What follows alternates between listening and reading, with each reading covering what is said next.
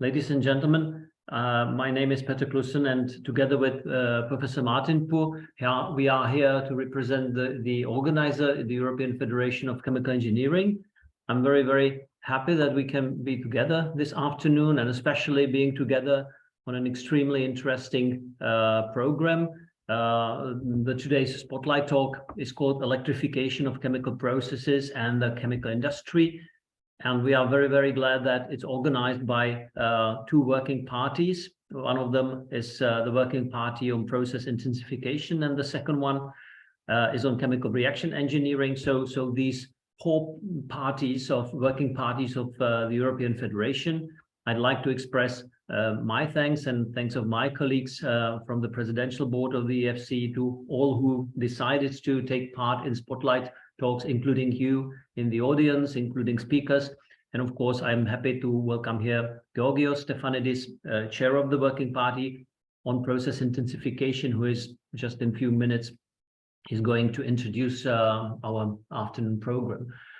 Maybe Martin, now I would like to ask you for one slide. I'd like to draw your attention to another very near activity of the European Federation. In Paris, 5th of December, we are actually opening a brand new section of the European Federation of Chemical Engineering. It is called Chemical Engineering as Applied to Medicine. And during the last 2 years, it actually had appeared that there is an urgent need to have a specialized section which addresses topics like chemical engineering and applications of principles of chemical engineering in medicine. So for those who are interested, we have still enough places, so you may register, and we would be happy if you join us for this one-day event in Paris, 5th of December. So thank you, Martin. You can close it, and now Georgios, I think that it's time for you to take the stage and to tell us about some words about Working Party you chair, and about the program for our afternoon meeting. Thanks a lot.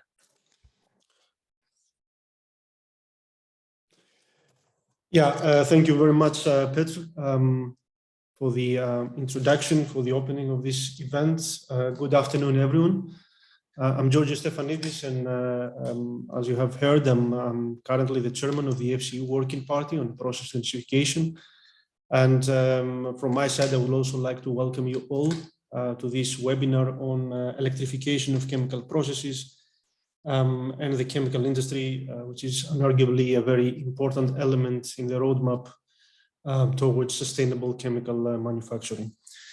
As you have heard, the webinar is a joint effort between the two EFCE working parties, and I think it's the first joint initiative, at least in the recent years, as far as I remember, between the Working Party on Process Intensification that I represent here, that has the main mission of promoting process intensification technologies in industry and in academia for research and education. And the Working Party on Chemical Reaction Engineering, that is led by my colleagues, Professor Kevin van Heem and Professor Olaf Hinrichsen, who are with University of Ghent and Technical University of Munich, respectively. I'm personally very happy because I think we have managed to compile a webinar with prominent speakers from academia and from industry, who will be able to talk on different approaches, different technologies, and different processes that span different scales in the broad field of electrification. This content diversity was a key element that we wanted to have for this event. Now, coming to the specifics of the program, there has been one change in the list of speakers compared to the announcement that you have already received. Dr. Thorsten Schulz from Evonik cancelled his participation just a few days ago. On one hand, that was unfortunate. On the other hand, it gave us the opportunity to invite and include in the program an excellent speaker from Caltech University, Professor Karthish Manthiram, we will be talking on production, electrocatalytic production of chemicals from air and water. Now the list of talks has also been changed, the sequence of the talks. We will start with Professor Dion Vlachos from the University of Delaware. Karthish will take over as a second speaker. Then Professor Ruud van Ommen will come third, and we'll close this webinar with Dr. Dieter Foertsch from Bayer.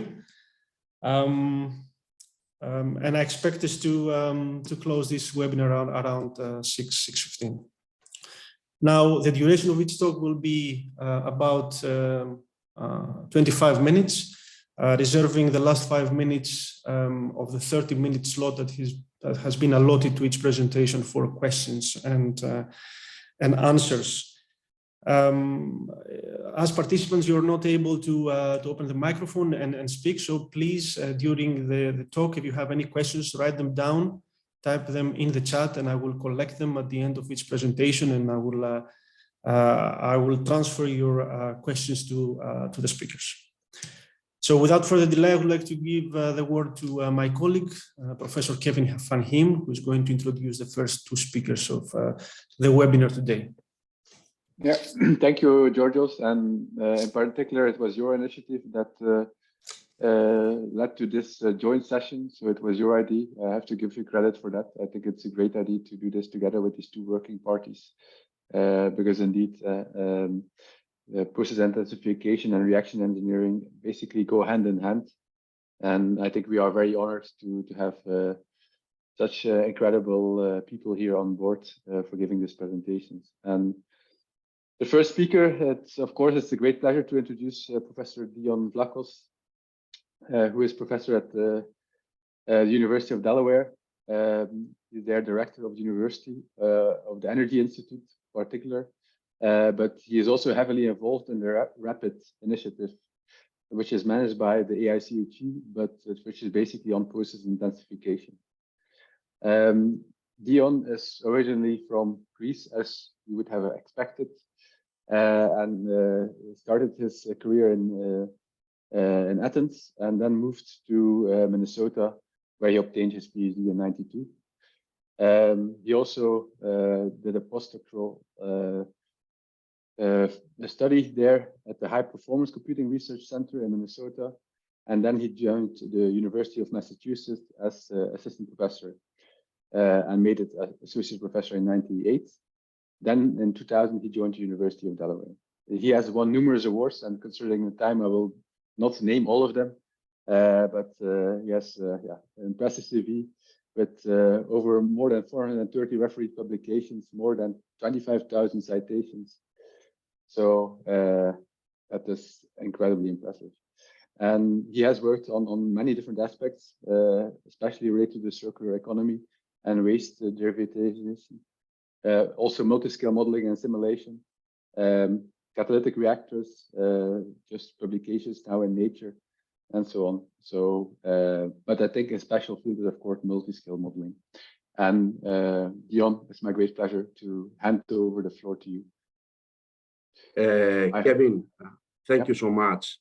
And thanks to the organizers for this opportunity to share some of the work we do on the electrification for chemical processes in the chemical industry. Right. So let me share my screen.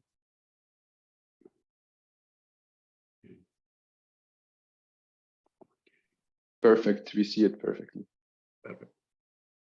So I want to start a little bit more generally about sustainability and circularity, which is why we try to use electrification.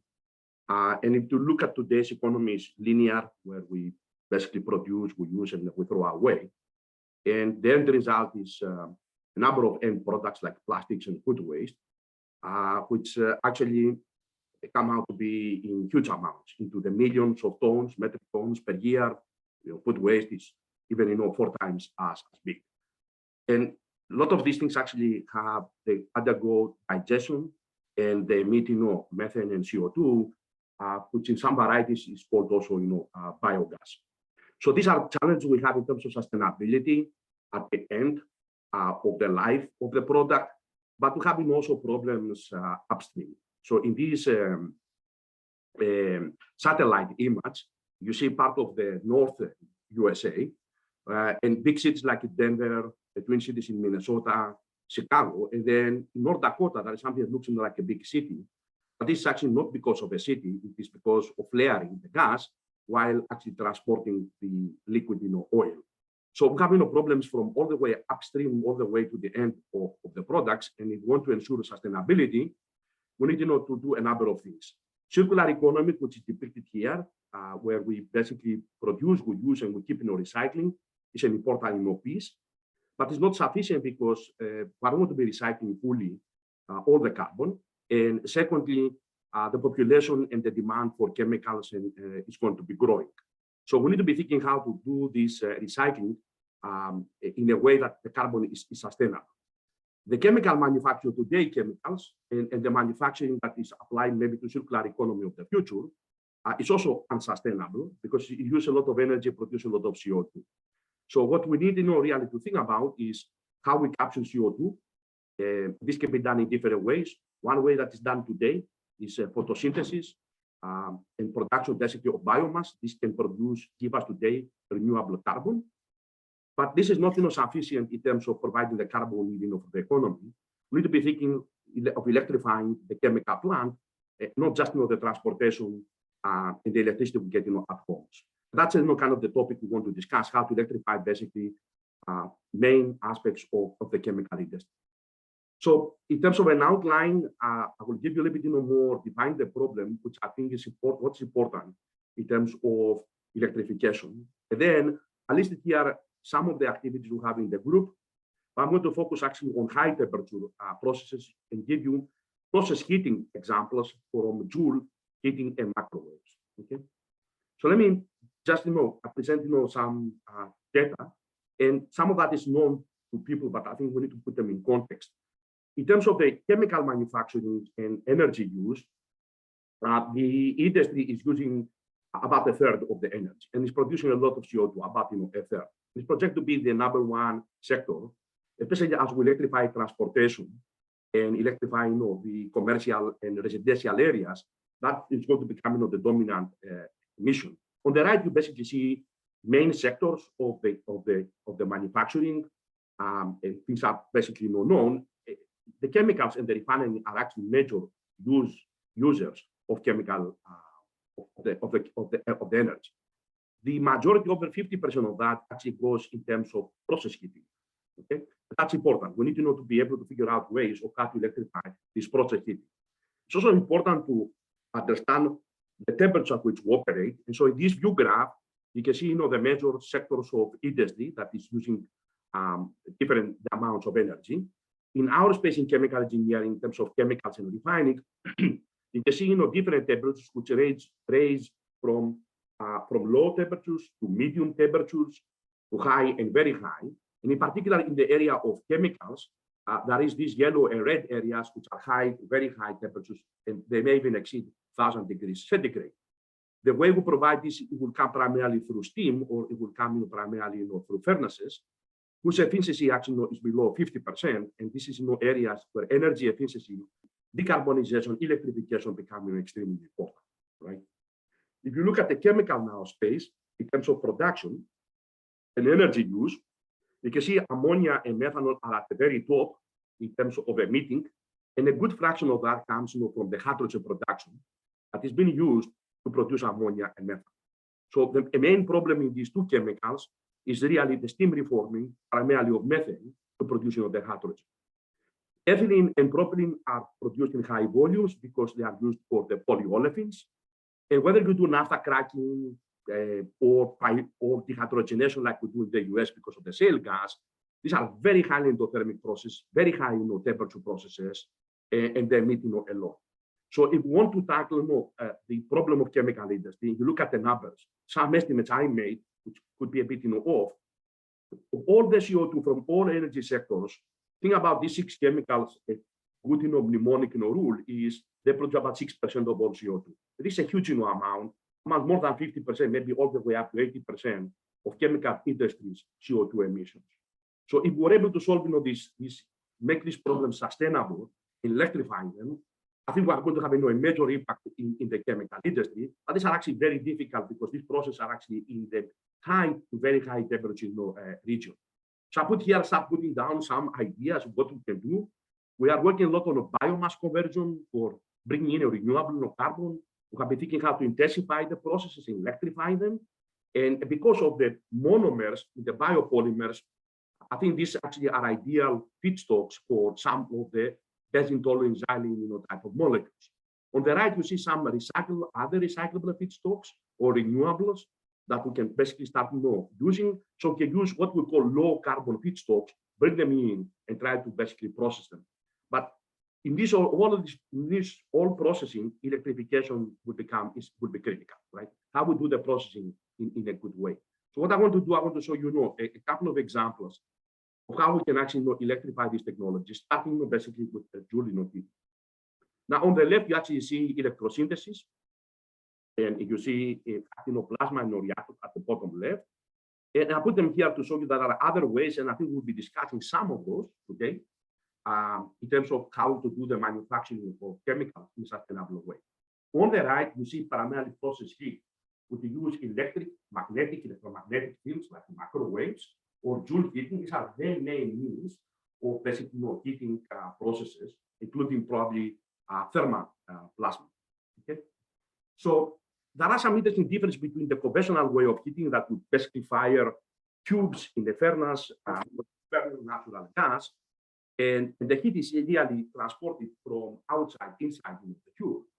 You do use microwave heating because you primarily actually having friction between the dipoles. The heating happens throughout the whole volume, and it's from the inside outside. So this doesn't really scale in the same way we have done scale up of classical devices. So we need to be thinking how to do that. This is a schematic of the electrification through Joule heating. We can heat the walls, we can heat the interiors, but what are actually the optimal designs is kind of open at the moment. So there are interesting aspects of design, optimization, and scale up of these systems. This shows you in terms of the Joule heating an actual tape inside one of these reactors, and the red color indicates the hardness of this. We use carbon paper. We can actually achieve up to 2000 degrees in milliseconds. And the beauty of that is we can actually directly heat the catalyst. So there's no really heat transfer from the gas or the walls to the catalyst. It's actually the other way around. And the gas is primarily cold, which means that we don't heat everything. So that is going to lead to some energy savings. The hypothesis we have is these kind of processes, especially when we operate them dynamically, as you can see here with the temperature pulse goes up, we heat very rapidly with vents, and we keep repeating, we may get some advantages. So in this cartoon, if you think about the reactions in series, the idea is we're going to heat A to B very rapidly by putting a lot of energy, and then the slow part of the chemistry, which is the activation of catalysts. It can be sintering, it can be side reactions. It's not going to have enough time because it's slow to take this energy. And so this we can actually potentially improve, for example, selectivity. And so we would like to explore whether this concept actually works. So what I'm showing you here is a publication earlier this year that will use exactly this concept. You can see here the actual pulse of the temperature and the tape. And in this graph, you can actually see the chemistry and the selectivity. So we're looking into how to take methane, which happens in all this flaring, all the biogas, and convert that into something which is useful, like the ethylene or polyethylene. And if you run that in a continuous steady state fashion, you see a lot of coating and aromatics. But if you run that in a pulsation fashion, you see primarily C2s. Most of that actually is ethylene. And this selectivity remains fairly high, even up to high conversions of methane. So this is an example that shows you that when you run in a dynamic fashion, the electrification can actually achieve very different and much improved actually selectivities. We used a couple of things in this publication. One, we use active learning through machine learning to optimize the pulsation, what's the duration of that, and what is the amplitude of the temperature. So what you see in the red regime is actually conditions optimized for process. Dion, just to make sure that we don't have a technical problem, the slides don't seem to be refreshing. This is also what I get in Q&As. Okay. And I also see, I mean, I can only see your second slide as well. Industrial decarbonization, electrification technologies, the introductory. Yeah, we're Okay, still I see, George. Thank you. Let me unshare and share.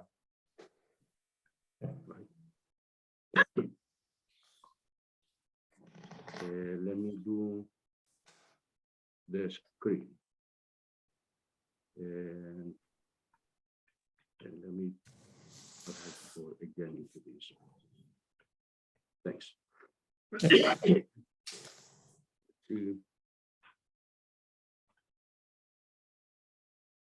Now it seems to work. Yeah. No, it's okay.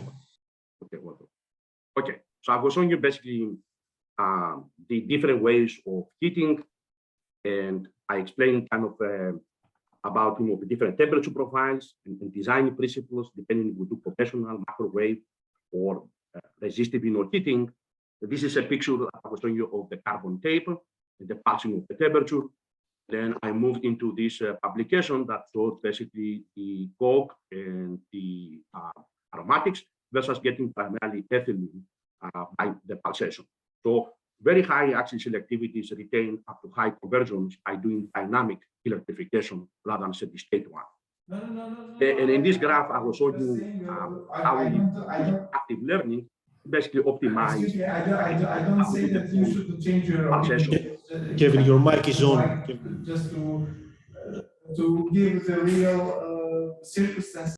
So what you see at the bottom here is we actually analyzed the gas phase chemistry. And in a nutshell, the methane dehydrogenates and that's the non-oxidative coupling to form ethylene. This chemistry happens in many microseconds, whereas the oligomerization of ethylene to form aromatics and coke is of the order of seconds. So when we introduce millisecond pulsation, presumably we go A goes to B and B goes to C is not fast enough to be able actually to take place, and that actually leads to significant improvement in selectivity. We took a step back to understand the processes. I'm showing you here experimental data for propane dehydrogenation. And what you can see when we do conventional heating in blue, about 600 degrees centigrade, we actually start getting gas phase chemistry. And this chemistry is actually not very selective. So this is a non-catalytic system. If you do Joule heating but steady state, you actually delay the ignition, if you like, of the chemistry by about 200 degrees. Okay, and the reason is that this is very localized heating that goes directly to the heating element instead of heating the gas. That actually delays gas phase chemistry. If you do pulsation, which is shown in red, you even delay things more. So the benefit of that is, of course, you use less energy because you don't heat the gas, but you can actually minimize gas phase chemistry. And for many of these hydrocarbons in the cigars, this is actually quite important. It's going to actually minimize coke, which I'll show you in kind of the next slide. So in the typical operating conditions of ethane propane dehydrogenation, effectively, the Joule heating is going to eliminate gas phase chemistry. So these are some examples looking at the methane dry reforming. And I'm showing you here conventional heating. I'm showing you the Joule heating in steady state and the Joule heating in dynamic operation. What you can notice is that significant catalyst deactivation very rapidly. This is a known phenomenon. Hydrocarbon actually pokes the catalyst. But what is really remarkable is that the pulsation heating has a much more stable operation, and it gives much better selectivity to syngas, in particular to hydrogen. At the same time, when we actually measure the power we provide, with the rapid heating, we provide about 2 to 3 times less in comparison to the conventional heating shown here in blue. So we see major advantages. And this is important to overcome electricity cost and also modular cost. It's going to be higher than a large-scale conventional technology. What I'll show you here is XRD data, and I'm showing you also microscopy data. And in the interest of time, I'm going to skip this. But what you basically see with the rapid pulse heating, we don't really sinter the catalyst. We don't allow the catalyst, the B goes to C, enough time for that to sinter. Whereas even in the conventional Joule heating, we see some sintering. And the same microscopy actually confirms the same. We can also do Raman spectroscopy, which I didn't show you, and we basically see significantly less carbon. So we get 2 advantages in terms of the catalyst: reduce carbon coating and reduce sintering. And the reason we trace that additional experiments, when we expose the reactor into the very high temperatures, the reverse boudoir reaction happens, and a little bit of coke deposited at lower temperatures is basically being converted into CO. And so we have effectively an in situ regeneration technology, if you like, that with this pulsation will basically remove, the coke in situ without doing anything to the chemical reactor. Right? So this is, a little bit about the Joule. If you look at the microwave reactors, in general, in these systems, we have developed capabilities, spectroscopic and macroscopic ones, so we can actually understand the operation of these, and we apply to a number of technologies that I mentioned in my very small slide. It's also one of the challenges is how we're going to scale up and what's going to be the cost. So what I'm showing you here is a scale up version of a microwave reactor. We can actually get to the kilos per day type of processing. And actually what you see here on the right is actually a heat recirculation that we can put the heat back into the reactor system. And we're able actually to achieve over 98% energy efficiency from the one that is delivered to the microwave reactor.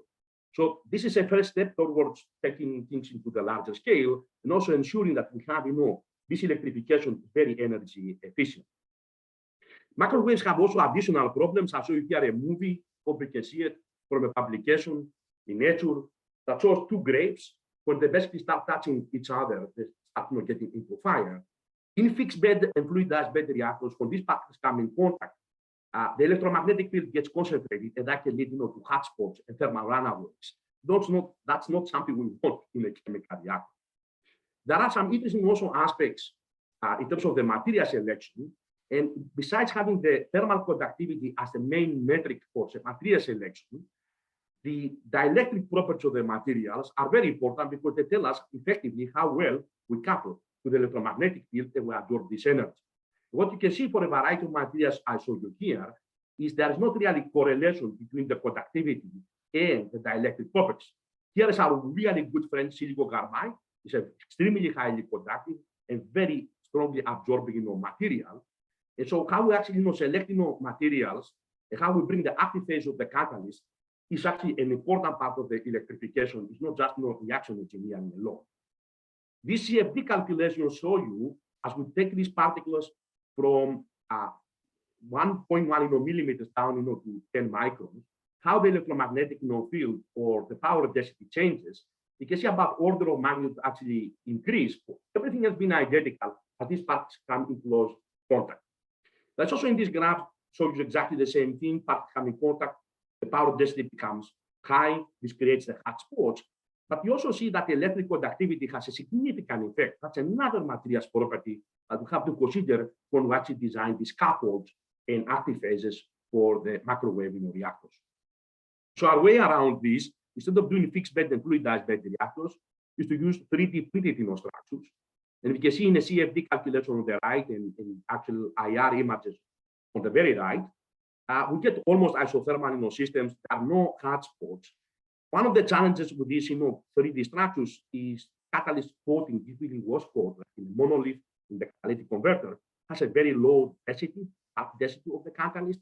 So our idea is actually to create micro fixed beds, and hopefully that will eliminate both the hot spots and increase the catalyst loading. And in these CFD calculations, this is exactly what you see.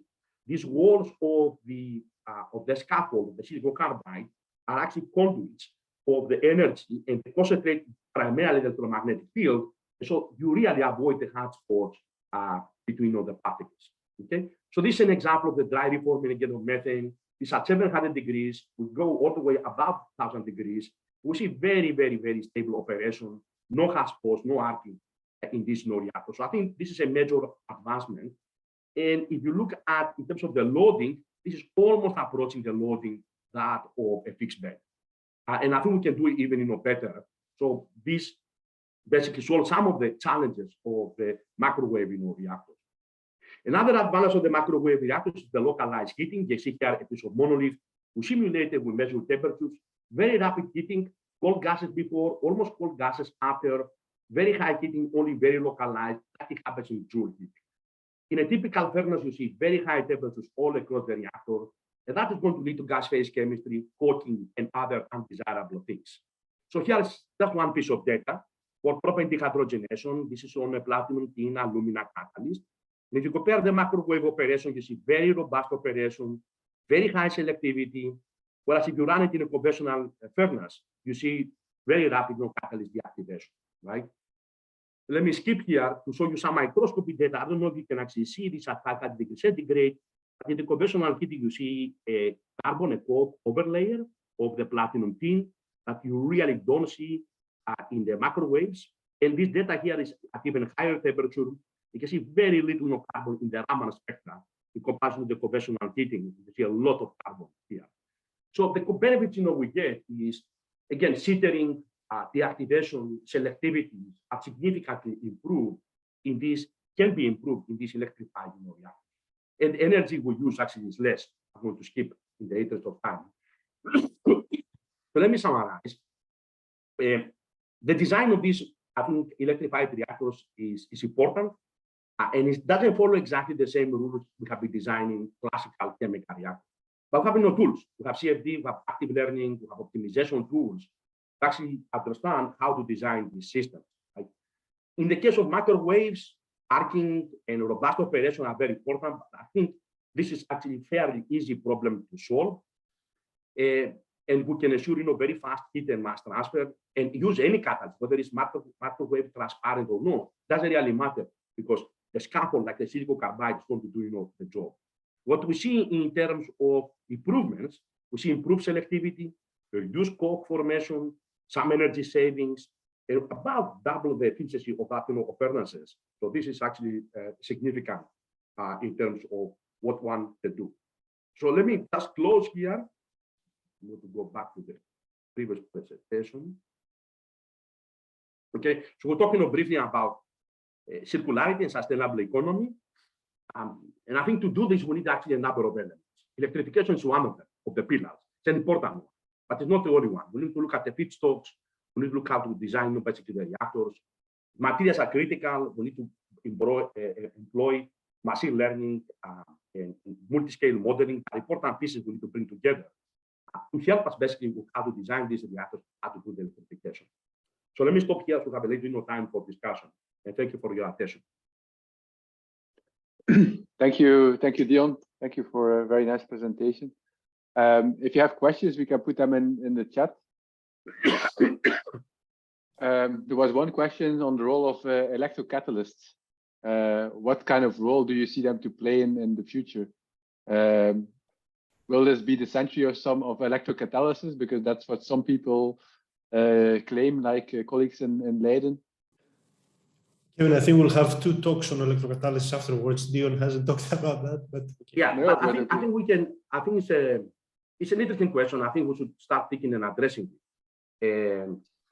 So even if you compare the different technologies, how we do the process heating, right? That's how we do the electrocatalysis or the plasma. There, we actually apply an external new voltage in the plasma and the electrocatalysis. So we try to drive the chemistry in a different way, and often at very low temperatures. And I think these can actually give us selectivity advantages that thermocatalysis may not be able to give, right? But if you remember the red and the yellow, these very, very high temperatures actually challenge things like electrocatalysis, right? Once we operate at 1,000 degrees, definitely we're not going to go with, have to go more with solid oxide fuel cell type of technology. And there are material challenges and other aspects. My view, I don't know that we can actually say today this is a better technology than this one, whether we should convert CO2 electrochemically or we should do that through thermocatalytic pathways. Techno-economic analysis and life cycle to come in and compare the process on a fair basis. But the temperature scale, I think, is an important factor in helping us deciding about technologies as a first pass. Okay, thank you. Other questions?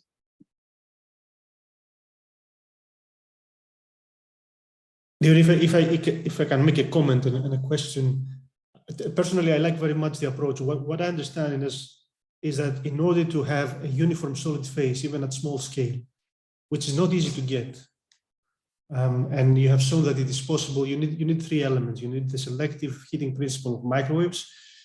You need high conductivity materials, like the walls of the monolith, and you need the structural geometry as well to have uniform heating, because otherwise, if you mix catalytic particles with silicon carbide particles, again, you may end up you may end up in with hotspots. So I keep these three elements. I don't know whether we agree or not, but I think these are necessary to have uniform heating of the solid phase, and this is important. But still, this doesn't solve the problem of scalability. What about if you make these monoliths bigger? At some point, the heat conduction will become slow again. And I think, I may be wrong, that it will end up in temperature gradients. So I think, Georgia, I will agree with the three pillars, in terms of the design. I will also add, the conductivity, the electrical conductivity as another thing that we can actually tune. We have thought and experiment with that. That's another tunability we have. Maybe we'll add, 4 elements. And the scalability, I think, is important. But there are ways to work around it. At some point, though, we're going to need to have a limit on how monoliths are inherently scalable. However, you have to bring the heat inside, and then the penetration depth of the microwaves is a critical factor, right?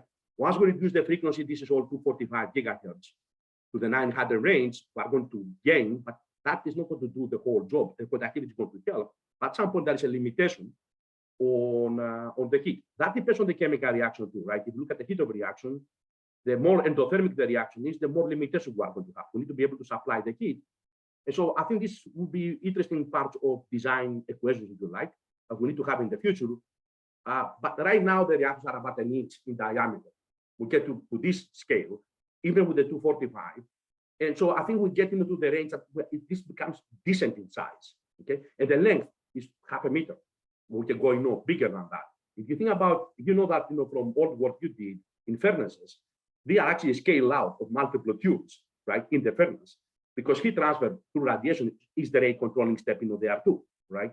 And so even there, the reactors are not, that wide because you are limited by heat transfer from outside in. We have, similar limitations, but different designs for the microwaves. So you're absolutely right that the scalability is a critical factor, more so than the cost, in my opinion, from the analysis we have done. And at some point, it depends on the chemistries. It may be better to go with Joule, or it may be able to actually do combinations of things, right?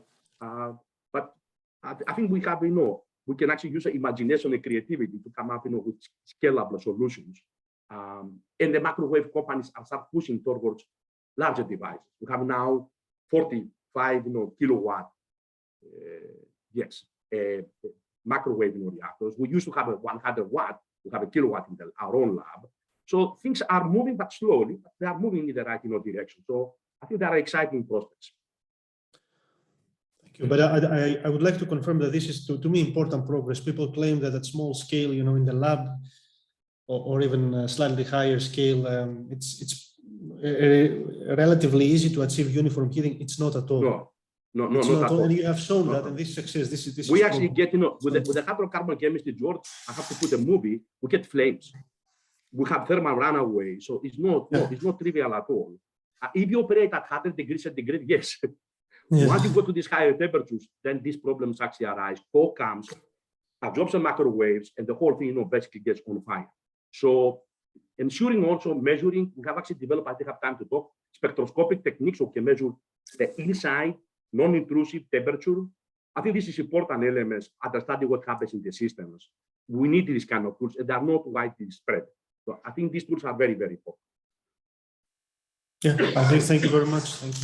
Thank you. Yeah, I think that also answers the question of Hakim in the chat around scalability. So I think that I think in sake of time we will continue with our next talk. So thank you, Dion, for a very nice talk. So I think our second speaker is Professor Karthish Manthiram.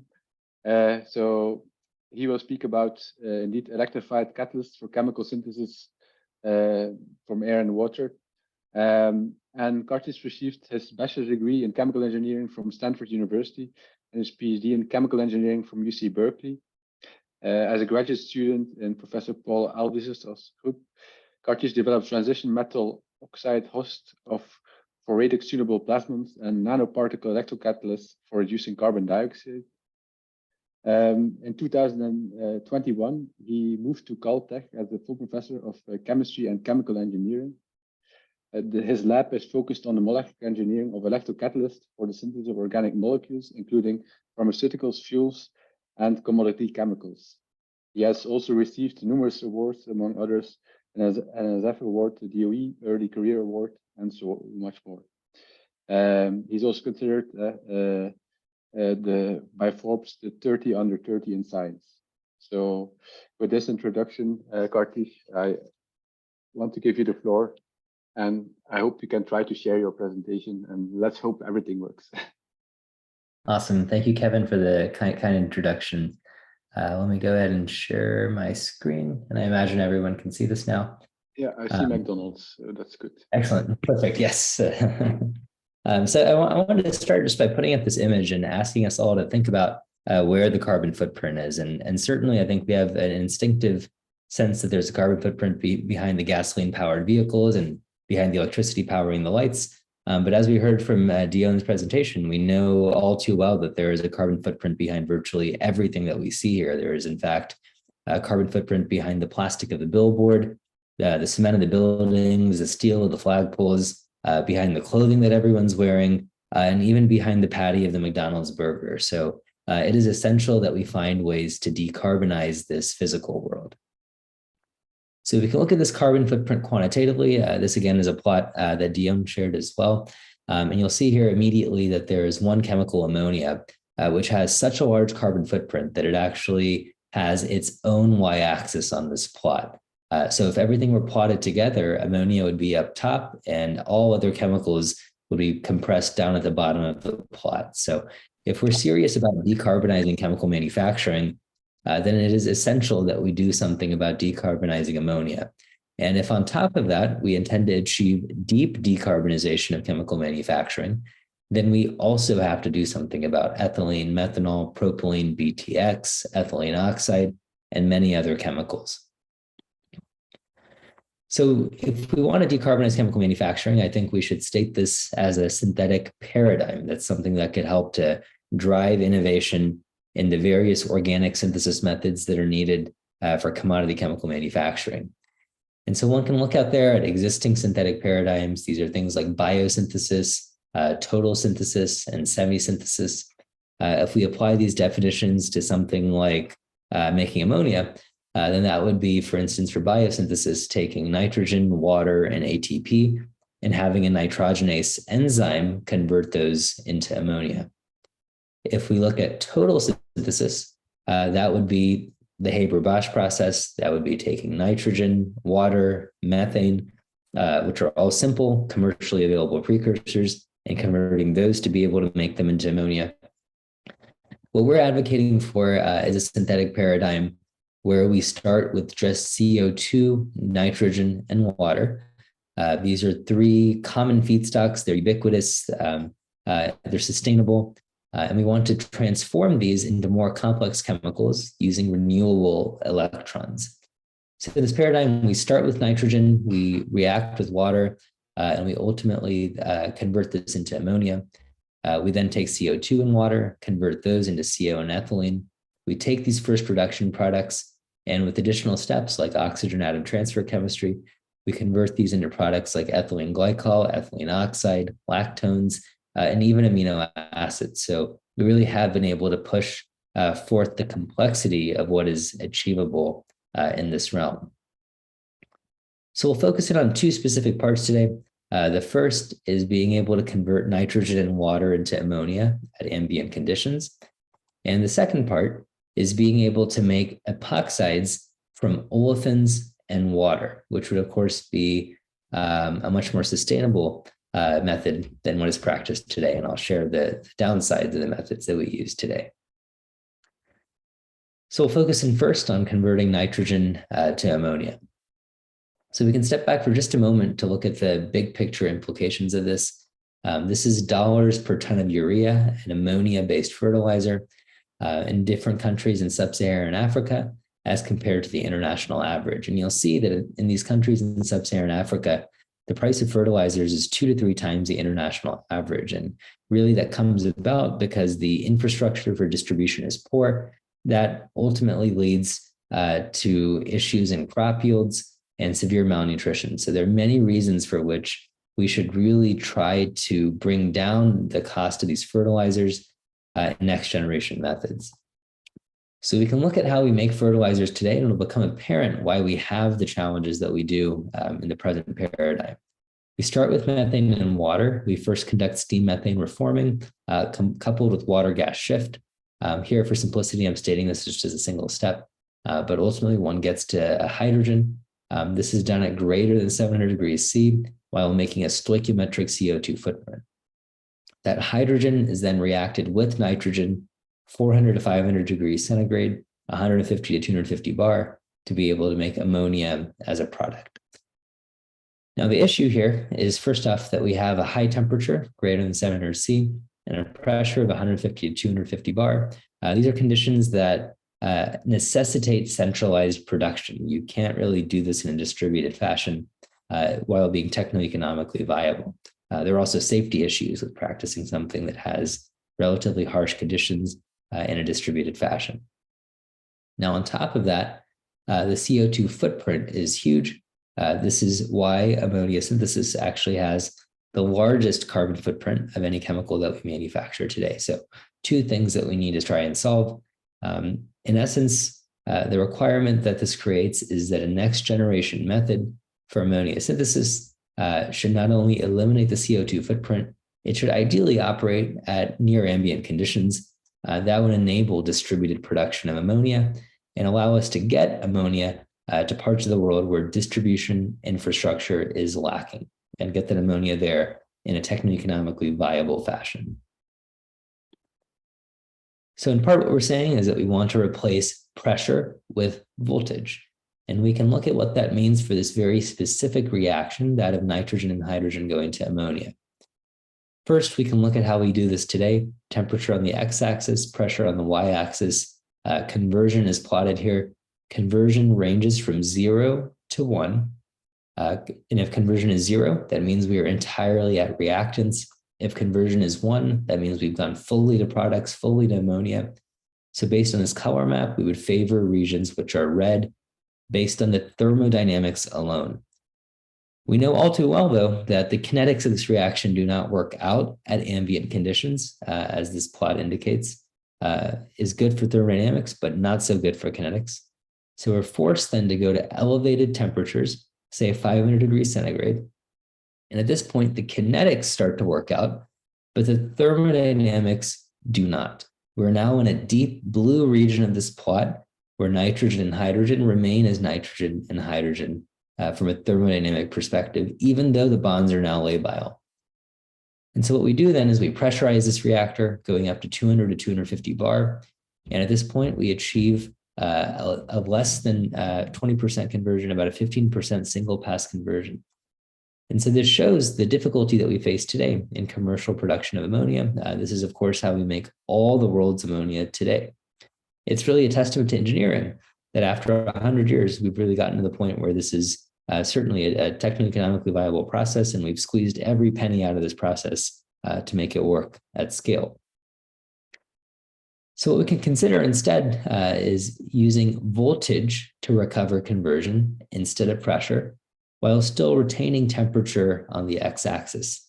So let's say we're at 500 C and we now apply 1/3 of a volt. You'll see that we get to a point where we can actually achieve a near unity conversion. This suggests that voltage is rather potent for being able to shift chemical equilibria. And it turns out that voltage helps not just the thermodynamics, it also helps the kinetics. So we can come down in temperature as well, come down to near ambient temperature. And so this shows then how voltage is a very different way of shifting chemical equilibria. Here, when we applied pressure, we were fighting these curved contours. We could continue to apply more and more pressure, and really we wouldn't have any chance of getting into the red region of this plot. And instead, with voltage, we can cut across equilibrium contours. This means that there is something fundamentally different about voltage. Voltage allows us to take linear excursions through free energy space, something that really is not possible with pressure. So you might look at these plots and ask, well, should every reaction be done electrochemically? The belief of our group is that the answer to this question is no. There are some reactions that are better driven with temperature and others that are better driven with pressure. And really, you can make some evaluation of this just based on the thermodynamic characteristics of a reaction. Non-dimensionalization is really your ally in this effort. One can non-dimensionalize temperature and voltage to start to see more universal conclusions regarding the appropriate driving force for a particular reaction. So the previous slide may imply that electrochemical ammonia synthesis should already be practiced, that it should already be possible. It turns out that catalysts for these processes are highly underdeveloped. And so our lab has been focusing on developing a lithium-mediated approach for driving this reaction. It turns out that lithium metal is very unique in its intrinsic reactivity with nitrogen, that it can make a bulk nitride at ambient conditions. This is a solid-state dissociated form of nitrogen. And if we then treat it with a proton donor, we can make ammonia in the process while generating lithium ions. And those lithium ions can then be plated to make lithium metal. And we can then continue around this cycle with this electrochemical step coupled to these other thermochemical steps. Now, the cycle has actually been demonstrated in the literature. I show two examples here. A report from 2017 showing how one can actually plate lithium ions in a lithium chloride, lithium hydroxide bath, take that lithium metal, put it into a beaker, introduce nitrogen gas, in turn make lithium nitride, add water, making ammonia, boil off the ammonia and water, leaving behind lithium hydroxide, and then put that back into this first lithium chloride, lithium hydroxide molten bath operating at 450 C, and thereby continue around this cycle. Now, what's really impressive here is that they actually achieved an 80% Faradaic efficiency, over an 80% Faradaic efficiency for converting nitrogen and water to ammonia. So really good electron-based selectivity. I should define here that the Faradaic efficiency is the fraction of electrons that go toward the desired product. So if the Fe is 80% of the electrons are going toward the desired product. Now, the issue here, though, is solids handling. We can probably all agree that this would not represent something that we would expect to have commercial viability, just given the fact that there are solid materials being moved through this process. It turns out that there's a report from 1994 by Sunetto et al. That actually demonstrates a single pot method for converting nitrogen into ammonia electrochemically. Here, two wires immersed in solution. They're able to achieve an 8.5% Faradaic efficiency and a rate of 0.55 nanomoles per centimeter squared per second. So clearly room for improvement in terms of FEs and in terms of rates. So our goal then is to improve rates and efficiencies for this one pot ammonia synthesis method. And we wanted to do it with understanding of the mechanism, the couple of transport kinetics that contribute to the physics that we see in this system. So first, we implemented a parallel plate electrochemical reactor in pursuit of reproducibility of the system. This involves a copper foil cathode, a platinum foil anode, lithium tetrafluoroborate as the salt, and THF with ethanol as the proton donor. And our microscopic picture is that lithium ions are being transported to the surface. We're plating lithium metal. We react with nitrogen. We make lithium nitride, and ultimately that reacts with a proton donor and ammonia comes off the surface. It's really important to conduct controls in these experiments. Isotope labeling with N15 and N14 with quantitative confirmation allows us to know that the ammonia does in fact come from dinitrogen as opposed to reduction of any sort of impurities in this process. So in our very early work, we elucidated the mechanism by which this reaction occurs, and we charted out this reaction network that we're plating lithium ions to lithium metal. Certainly that can react with nitrogen to make the nitride and then be protolyzed to make ammonia. But instead, that lithium metal could be directly protolyzed as well, making hydrogen. So the key selectivity determining step is right here. We need nitrogen to intercept lithium before the proton donor does. So we built a quantitative model for the system. What's really important about this quantitative model, and I'll avoid getting into the details here, but what's really important about the quantitative model is that it's not just the kinetics that matter for this process. transport is also important. And the fact that transport is important is intuitive because nitrogen is very sparingly soluble in this electrolyte. So even if we were to continue to make better and better catalysts and achieve faster and faster interfacial rates in this process, we would actually have no way of knowing that because transport would mask those conceivably higher interfacial rates. So even though we achieved a higher Faraday efficiency than had been seen before and a higher rate than had been seen before, we could not break this limit of 10 nanomoles per centimeter squared per second due to transport limitations in the system. And that's really what our group set out to solve.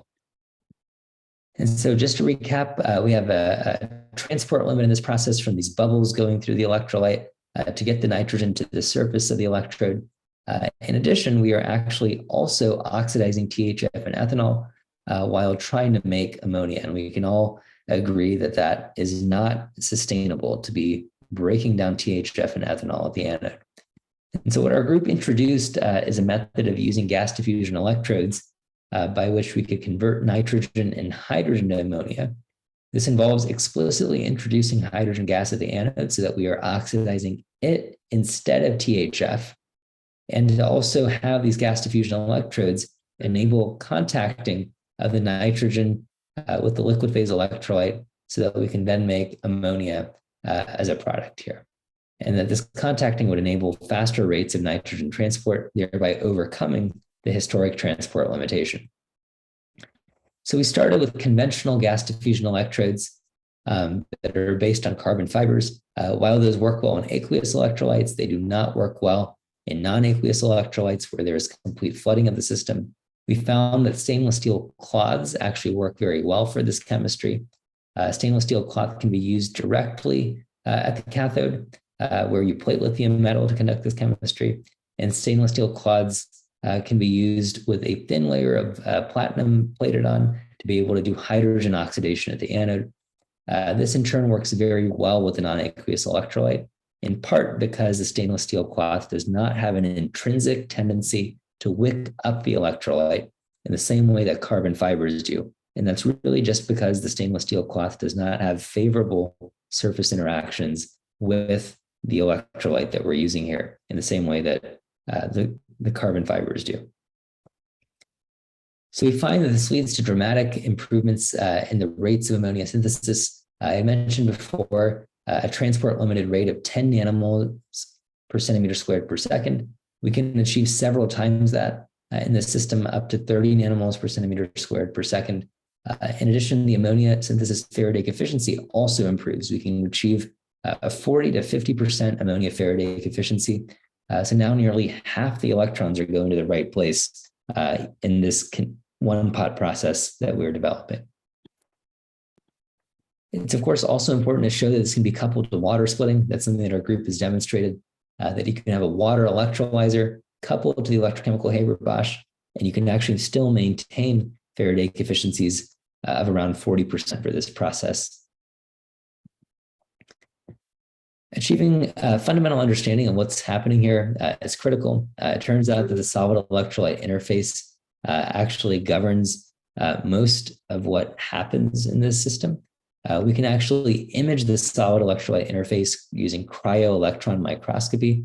We can look and see this thin decomposition layer that exists in systems where there is passivation of the lithium metal, and a more porous electrolyte that exists, a more porous solid electrolyte interface that exists in systems where we can actually transport the species that are necessary for nitrogen fixation. And so in this way, we're now finally able to image this interface and more rationally design new electrolytes that are encouraging of being able to convert nitrogen to ammonia at this lithium interface. So very briefly, just compare what we've developed to what exists out there to ambient conditions.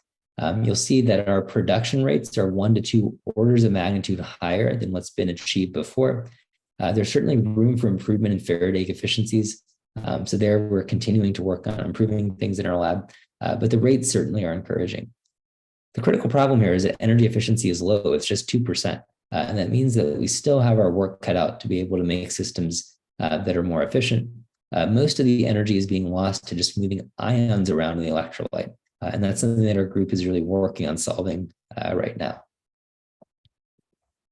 So in the time that remains, I want to just very briefly mention what it'll take to decarbonize epoxide production.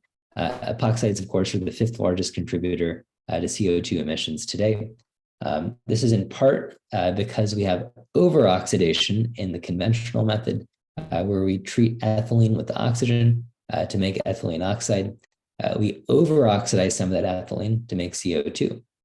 One could, of course, instead use the chlorohydrin process or peroxy acid processes.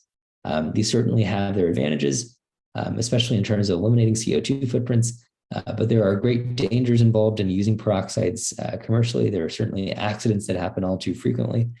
And furthermore, there's a brine discharge product in the chlorohydrin process. So there are reasons that this process is coming under environmental scrutiny as well. So there really isn't a method out there that is environmentally friendly, has a low carbon footprint, is clean, efficient, and safe. And that's really where our group wanted to work on developing new methods. So the approach that we're taking is reacting olefins and water to be able to make epoxides. This is really glorified water splitting. We're breaking down water, transferring an O atom to the olefin, making an epoxide, but also co-producing then hydrogen. And so at the anode here, we're activating water, transferring the O atom to the olefin. The proton goes through the cell, the electron through the external circuit, recombining to make hydrogen at the cathode. We hypothesized that manganese oxide could conceivably be a good catalyst for this process because it is poor at water oxidation. In other words, it's not so good at recombining O atoms to make O2, but it can still activate water. So we believe that there could be an opening here to be able to do olefin epoxidation. So we conducted these early experiments, and we were really excited to find that we could achieve a 30% Faraday efficiency for being able to convert the olefin here cyclooctene, a model substrate, into cyclooctene oxide, while making hydrogen at the cathode with 100% Faraday efficiency. We've spent a lot of time studying the mechanism of this reaction. Here, in the interest of time, I won't be sharing that. But we've continued now to develop next generation catalysts for this process. I show one example here, which we just very recently published, demonstrating how iridium single atoms decorated on manganese oxide can drive epoxidation with much greater efficiency than what's been seen before. We can achieve now a nearly 50% Faraday efficiency. So this demonstrates that we're continuing to achieve greater and greater electron-based efficiency in this chemical transformation. Also, just very briefly mention here as I wrap up that this isn't just about epoxidation. We can also conduct reactions like lactonization. This is obviously a much harder reaction, but you can take a cyclic ketone and actually make it into a lactone. And you can do this with relatively high selectivity in this process. We're getting better and better.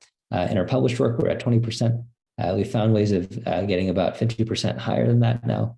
But there's, of course, still a lot of work to do to be able to make this something that would be commercially viable. So I've talked today both about ammonia synthesis and the use of water as an O atom source. I didn't get a chance to talk about what's another portion of our group here, which is on CO2 reduction.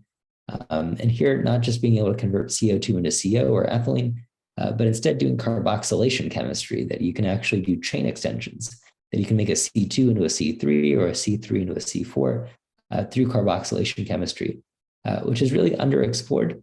It turns out to be a very complex reaction in terms of the chemical network that exists here, but that one can find ways to actually direct selectivity to the desired carboxylic acid product, specifically through the addition of magnesium salts, which our group has recently shown.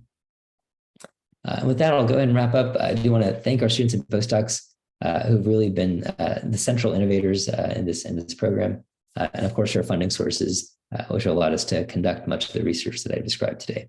And with that, I'd be very happy to take any questions. Thank you. Great talk. I have some issues to see the chat, but do you believe that you can get the Faraday efficiency even higher than what you have today? Yeah, and for the ammonia synthesis process or for the epoxides? Yeah. Yeah, so in the ammonia case, we have unpublished work where we're closer to 80% now. So we do believe that even at ambient conditions, that it is possible to achieve a higher Faraday efficiency. On the epoxide side, also in unpublished work, we've gotten up to around 70 to 80% now. So we do know that now in our own lab that it's possible, but we do want to understand the mechanism that leads to that higher selectivity in much greater detail. Yeah. Okay. Indeed would be great. But one of the issues with if you would massively transform into ammonia is then how we will use ammonia in the future. Do you recognize that we will transform it to hydrogen at port? So what is your vision on that aspect? Yeah, excellent question. So the first part that we're looking at here is just trying to decarbonize the ammonia that we use already. So certainly what goes into fertilizers and into other commodity chemicals. But you're absolutely right. If ammonia is going to be the contender that we think it is for energy storage, then we have to think about how we dissociate that ammonia. Personally, I'm a fan of being able to thermally dissociate ammonia to make it in nitrogen and hydrogen again, so to crack it thermally, and then to use that hydrogen in downstream applications. There are, of course, other efforts in the community to be able to essentially combust the ammonia.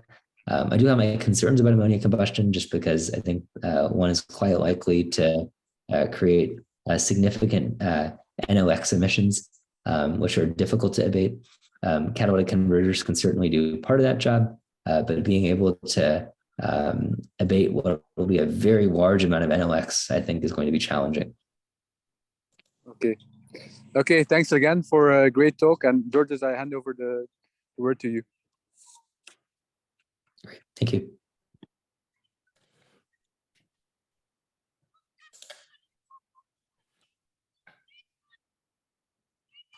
Yes, thank you. Thank you, Kevin. Thank you, Karthish. The third presentation of the day will be delivered by Professor Ruud van Ommen from TU Delft. I don't know whether you can hear me. Yes. Okay, because yeah, this connection doesn't seem to be very stable here. So Ruud is a full professor in the chemical engineering department and leader of the section of product and process engineering in the same department. He's also the director of the TU Delft Process and Product Technology Institute. Has obtained a bachelor and his PhD degree from the same university. He's been a visiting professor at Chalmers University and the University of Colorado. He's got several awards, including an ERC award, and the two main areas of his research is chemical reaction engineering and particle technology, currently focusing on scalable processes to manufacturing of nanostructured materials. The title of his talk today is e-Refinery towards sustainable production of bulk chemicals and fuels. So Ruud, the floor is yours. Yeah, thank you very much, Georgios, for the kind introduction.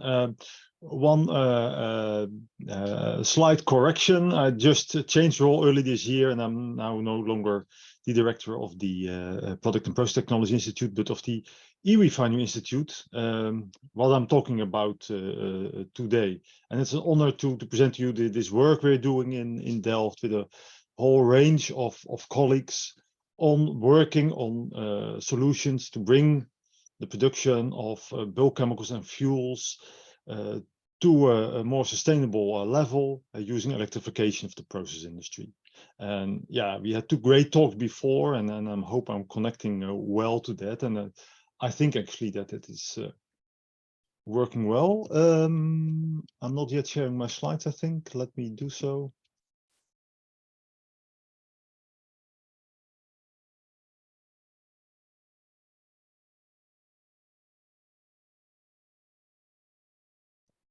Okay, there we go.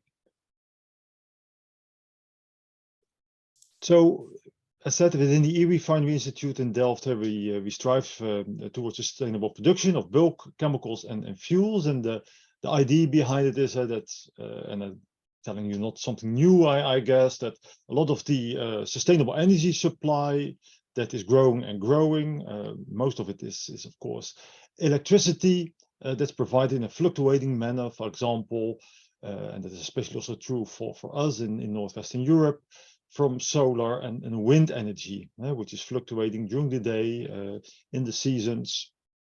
So we have a big need for ways to store energy. For Netherlands, that will be something larger, if you think about seasonal storage, even larger than 10 terawatt hours, so that's huge. Parts of that you could do with battery storage, especially for the shorter term, perhaps with heat storage, mechanical storage, but we strongly believe that we also need to store part of that electricity in terms of chemical energy, or in other words, to store it in chemical bonds. So in chemicals like hydrogen, ammonia, and certainly also hydrocarbons. And those can be used later on again as a fuel, so that we get the energy back, but certainly also as feedstocks for the process industry. So our vision is that we indeed want to accelerate the transition of the chemical industry towards sustainable production of bulk chemicals and fuels. Now, quite often the term decarbonization is being used. I myself, I talk rather about defossilization, because carbon is of course an important atom in our chemical industry to make all kinds of useful chemicals from. Now, within our e-Refinery Institute, we are considering two main routes. The indirect route, where you start with producing green hydrogen and then have a thermochemical conversion of CO2 into hydrocarbons, or a direct route where we can have an electrocatalytic conversion of CO2 with hydrogen to hydrocarbons. And similar things you can, of course, also do with nitrogen towards ammonia or other nitrogen compounds. So we just had an excellent talk focusing more on that. So I think it's probably a good choice that for today I'll devote my talk to the hydrocarbons, so to the CO2 conversion. So the indirect route means that we start with water, with renewable energy. We produce green hydrogen in an electrolyzer, and then in the next step we react over the more traditional thermo catalysis, CO2 with the hydrogen. And in that way, we make bulk chemicals that can be used in the process industry, or can be used as fuels, especially in sectors that are very hard to defossilize. Think, for example, air traffic over long transports. And then the CO2 that's released again, if that's in the form of point sources, you can use it directly, get the CO2 from the flue gases, but also likely we in future will need direct air capture in order to get the CO2 for these processes. I was already jumping, as you know, to head to the direct route, and in the direct route, you don't use your green hydrogen, but you dissolve your CO2 directly in your water. You use an electrocatalytic process in order to convert your CO2 with electricity to the same similar bulk chemicals that again can be used as fuels or for the process industry. Yeah, so two routes: indirect route, first green hydrogen, then CO2 conversion, or the direct route where we have direct electron reduction of the CO2. Now we do this with a very large group of people. In the meantime, we are spanning 5 different faculties at TU Delft, and you see here a number of faces of the senior staff. We're now close to 50 principal investigators that are involved in this research and do all kinds of aspects. And I think in that sense, we have now reached something unique. We have a unique institute in Delft where we span all the different ranges that are needed, starting from the electrochemistry, really the catalysis at the molecular scale, taking it to the level of the design of the equipment needed for it, especially the reactors, the electrolyzers, how to scale those up, how to think about direct air capture, and how then to go to complete processes. Now, if you look at the international playing field, I think that most groups, are more focusing on electrochemistry. And the more you go here to the left, to the larger scales, that is typically less studied and often not completely integrated over all these scales. But it brings us important points that we should consider, like how to go to high current densities in our reactors, how to think about materials availability. Now, for this talk, with most of the people I think interested in reactor engineering, process intensification, I'll focus mostly on some examples from this intermediate scale here, mostly focusing on the electrolyzers.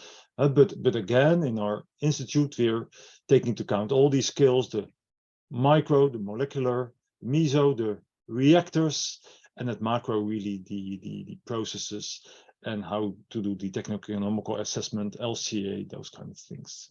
That's requiring a whole range of disciplines, from catalysis, electrochemistry, material science, to transport phenomena, reactor engineering, how to deal with the heat, how to supply the power, separation technology, of course, and process control, to really the overall process evaluation, systems engineering, integration, and finally also the social embedding. And as said, we do this for the indirect and for the direct route. Both cases, the more pure chemical routes, but also biotech colleagues are involved to look at biotechnological routes. Now, let me first give you an example of work in our institute, where we make all these different base chemicals and fuels, CO,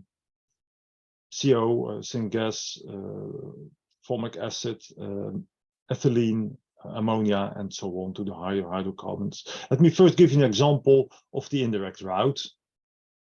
So the two-step where we start with green hydrogen and then react CO2. And an important researcher in this field is our colleague, Professor Atsushi Urukawa, who's looking at different ways to do this. For example, at the unsteady state operation of an integrated CO2 capture and reduction. So he's looking at beds, both packed beds, fluidized beds, that first capture the CO2. So you load particle material in the system, and once it's being loaded, then you switch to a reducing operation, where you flow hydrogen, for example, through the system, and you make a product this way, and then you can switch back, unload your material from CO2, and fill it again in the other stage. So in practice, you can do this with flue gas, with two packed beds in parallel, using a four-way switching valve, switching between the two types of operations next to one another, and this way making your products. Atsushi and his collaborators are exploring this in the lab. So first, the CO2, if you would do that with an inert bed of silicon carbide, then you're just unloading it afterwards. But with the catalyst they have been developing, that you see here noted on top, then, for example, with this specific material, you can create syngas by having a large conversion towards CO, as shown over here. And in this case, you have some outlet of CO2 and no methane. But they've been exploring a range of different materials also to maximize the stability. So they've been cycling this over 700 cycles, 2 days of operation, showing that it has been stable, but also to go to other products. So instead of CO, if they tune it to other products, you can also preferably make methane with a similar process. They've also been looking, switching from flue gas to DEC type of operation, so direct air capture, with starting with lower CO2 concentrations, and also taking into account the material situations, the material availability. And finally, if you also move to the reactor scale, you can go from the packed bed situation also to a combined fluidized bed system. We have two fluidized compartments that are exchanging the particles. In this case, nickel-based particles that create methane in this process. So this was an example of the indirect routes that we're exploring. Then let's move to the direct route. So that's electrocatalytic CO2 conversion. First, I already mentioned briefly that our biotech colleagues are also part of our institute. And there they're looking at very interesting processes where you don't have a metal-based catalyst on both electrodes. But in this case, my colleague Dr. Ludovic Jourdain is working on having an electrode on which he has deposited microorganisms, and they are great in actually making more complex hydrocarbon products. So he's looking how to produce with such a system acetate, but also butyrate and caprate. So you can go to more longer hydrocarbon type of chains that have also a higher value. So this is also part of the e-refinery, but the larger group of people is working on the pure electrochemical routes, where we have metal-based catalysts, like, for example, copper when you want to go to ethylene, silver when you want to go to CO production. Now, one of our stars in this field is our young colleague, Dr. Tom Berdini, who's been looking and actually also building in his lab different types of electrolyzers for CO2 reduction. The most standard one, I would say, mimics mostly the electrolyzer that we also use for hydrogen production. So you have two half cells, a membrane in the middle, the electrodes to the sides, and you flow your electrolytes through this system. Problem is, of course, that for hydrogen production, your reactant water is in excess, but here we need CO2, which is quickly depleting in such a system. So then a better solution might actually be to have a gas channel that's providing your catholyte all the time with CO2, keeping the concentration higher. So you work here with an electrode that's porous, a so-called gas diffusion layer, or GDL. I'll come back later to that. But you can even make it more compact, intensify this system with a so-called zero-gap electrolyzer, where you put together the membrane and one of the electrodes, which is then still porous, and that's shown over here. So you get even a more complex, of a more compact system. This gives, however, also some challenges in operation, and one that Tom has been exploring with his team is salt formation. That's something that might give serious problems when you would go to a long time operation of electrolyzers, as you of course would in industrial circumstances. So Tom has just written with his PhD student Sassenberg and some other co-authors and a great perspective paper on ways how you could mitigate this. So dealing with the pHs, with the concentrations, if you still salt formation, how pulsed operation could mitigate the problems. And that's about to be published in ACS Energy Letters. I checked, it was not yet out, but it will soon be there. So if this topic is interesting you, please stay tuned. If you're going to industrial scale, another topic we certainly should consider is that of the point of critical materials. You probably all be aware that the energy transition will also give a greater demand on critical materials, critical elements, and that will likely become problematic in ramping up the number of electrolyzers and batteries and whatever what we need for the energy transition to get to larger and larger numbers over there. Now, last year, the International Energy Agency has written a very comprehensive report about this. You can find this online. We would certainly recommend this if you're interested in this topic. And we're also looking at the ways how to deal with this. Of course, you can move away from critical materials to more abundant ones. For some cases, it is helping. For other applications, in, for example, electrocatalysis, this is not always obvious. So we're also exploring ways to be as efficient as possible with available materials. And one way I'm exploring there with my own team is via atomic layer deposition, the coating technique that's being used so far mostly in the semiconductor industry, where you expose a substrate on which you want to deposit your material by two alternating gas reactants, denoted by A and B over here. And that way you can build in a very controlled manner your structures on a substrate. So here an example for platinum deposition, a platinum precursor and ozone are alternatingly being brought in contact with the substrate, and then you can build structures like shown here on the cartoon and here on the TM picture. So very well controlled catalytic sites. Now we've been exploring this also for electrocatalytic CO2 reduction. Been teaming up here with my colleague Dr. Ruud to make an electrocat for the production of formate. Our PhD student Ming Li has been making here different structures of combining palladium and platinum, ALD, because of the very controlled nature, is very well suited to do that. So here we started with palladium cores by first a number of cycles, a number of pulses of the palladium cycle, then followed by some platinum that's preferentially then binding to the existing palladium due to surface energy considerations. So you get here a core shell structure.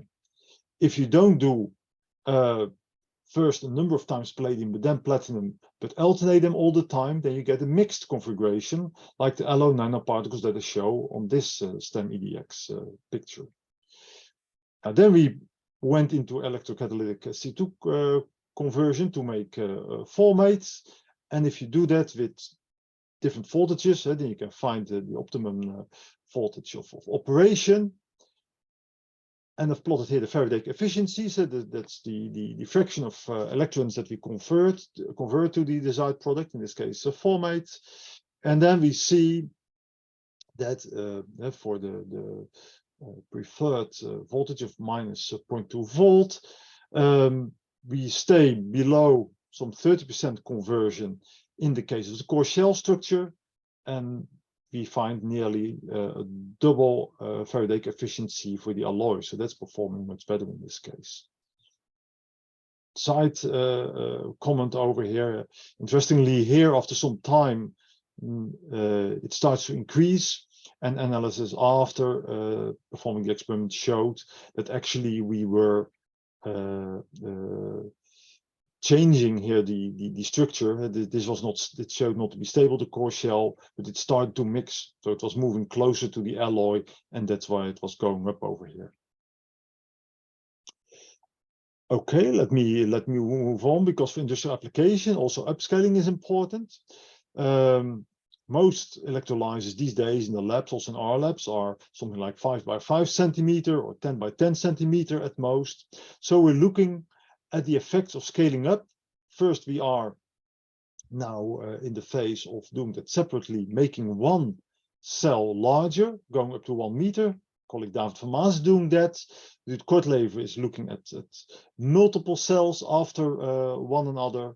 And finally, we're going to bring that, and we're exploring that together with our partners of TNO, our National Research Lab, to a full-scale electrolyzer. And one of the things that's going to play their role is heat effects. How are you going to get the heat out of a big system like this? Julian Peters is looking into this. And the second aspect that you run into is, can you get your membrane stable over such a height? Because you get, with 1 meter high, quite a water pressure on your membrane. The team of Dr. David van Maas has been showing that with commercial gas diffusion electrodes, you quickly get cracks, and that can give breakthrough of your gas or your liquid water in that case. So David is now looking into an alternative for this, carbon clots that can be used in these gas diffusion electrodes. And in this case, you automatically have, by the nature of it, two type of pore size systems, or bimodal system with bigger pore gaps in between the bundles, just in between the fibers, much smaller pores. Those can remain gas filled, whereas you have the possibility of liquid water discharge through these. And first tests are showing that you can get much higher Faraday efficiency towards a CO conversion than with a system that's breaking down. So this is an attractive way of operating and designing the system. Yet another challenge when going to a larger system has been shown by modeling efforts by Professor Johan Padding and Dr. Willem Haverkort, that in a small cell, your boundary layer is not fully developed yet, meaning that you have a pretty good mass transfer over your gas diffusion electrode. But if you go much higher, you get a developed boundary layer, a much thicker boundary layer that starts to prevent the exchange of your gases through your liquid phase. Now, one way at least to deal with this would be that you don't put as much catalyst on top as on the bottom, because here the catalyst will be less productive anyway because of the lower amount of CO2. So that's one way to at least make your system catalyst-wise as efficient as possible. But preferably you would also like to break down this boundary layer. Now, therefore, we're also looking into alternative geometries. That's something that I'm doing together with my colleague, Dr. Volkert van Stein, and our PhD student, Isabel Bagemil, has been looking, can we modify the standard configuration in the H cell into a system where we operate in so-called Taylor flow, perhaps familiar to some of you, where you have gas bubbles here of our reactant CO2 running through the catholyte channel, with the bubbles being almost the same size as the channel. So you squeeze really a thin film of liquid here between the bubble and your gas gas diffusion electrode, making a much thinner film, strongly enhancing your mass transfer. Now, modeling efforts by Isabel are showing that when you go from the H cell towards Taylor flow for a given Faraday efficiency where you want to stick, that your current density, so in other words, your productivity, can be boosted by a factor, by more or less an order of magnitude, so around a factor 10. And that if you would increase the pressure from 1 to 5 bar, that you can win another order of magnitude. So this is really an attractive system that we want to explore more in future. And Isabel is now working with her colleagues actually on you can get it to run. Also to do this in the lab, as you see over here, operating. Okay, with that, I'm approaching the end of my talk. I've shown you the faces of a couple of the group leaders and PIs, but of course there were many other people, support staff, but especially also the PhD students and postdocs involved. Many of them are on this picture of an event earlier this year. And my final slides is summarizing what I said. We're working with a large group of people on these efforts, both direct electrochemical and thermochemical routes, starting with green hydrogen. But next to the research, of course, also the education is very important. Electrochemistry will be much more important in industry in the coming decades. So that means that we also need to educate people in that way. And to that extent, for the research, for the education, we're collaborating with a range of industrial partners, other R&D institutes, and many different universities. Okay, that's it. Thank you very much. Yes, thank you very much, Ruud, for this overview and the presentation of some of the highlights of the research of all the people working for the e-Refinery. I don't see questions from the audience, but I have some myself.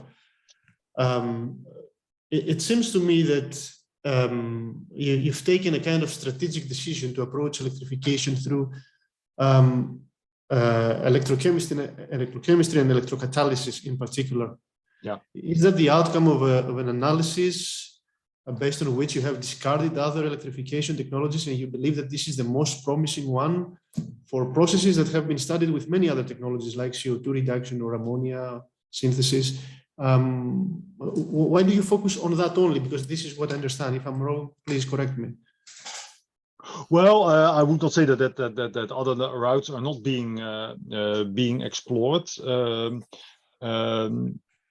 there are other colleagues in TU Delft and also colleagues that are involved in e-Refinery that also look at other routes as well. So it's not that black-white, but we truly believe that electrification, electrocatalysis is very attractive because of the enormous rise in energy production in coming years via electricity. And if you then can use your electricity in a very direct way via electrocatalysis, we think that can lead to more efficient operation.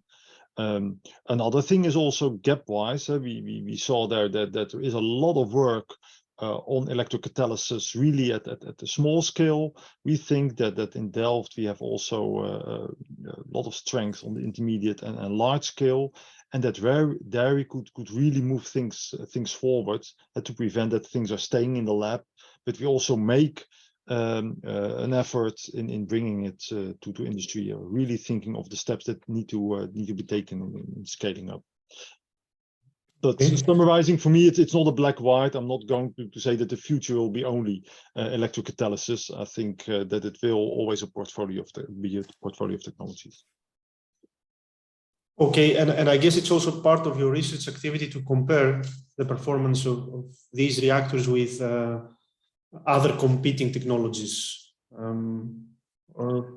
Sure, yeah, that's especially also why we have the large scale, the process people, for example, of our Faculty of Technology Policy Management there. As soon as we have enough data, some viable models or experimental data for different technologies, and then you can make the whole analysis, do a proper techno-economic analysis of the whole chain, what in the end is a more viable technology for a given chemical, for a given application. Mm-hmm.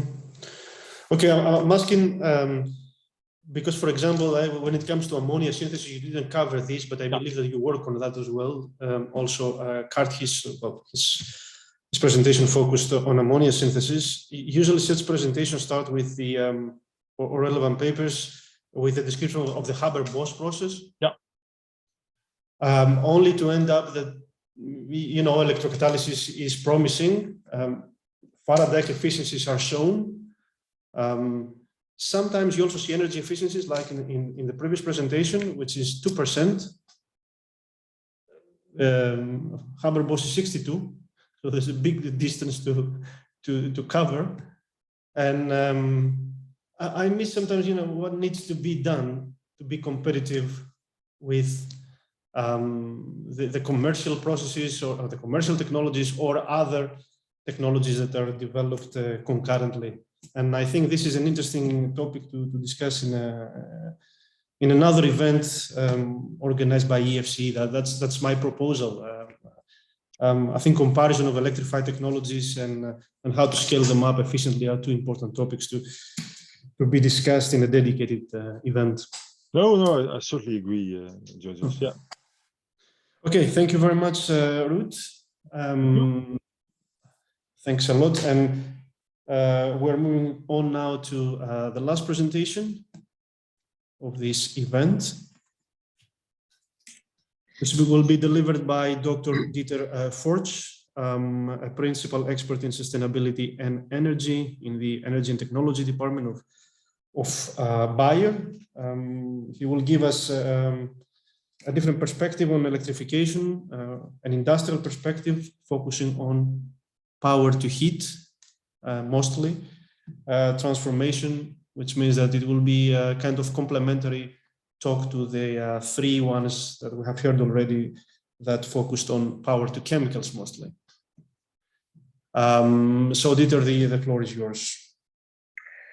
Yeah, thanks, Georgio, for the nice words as introduction. Let me share my screen first.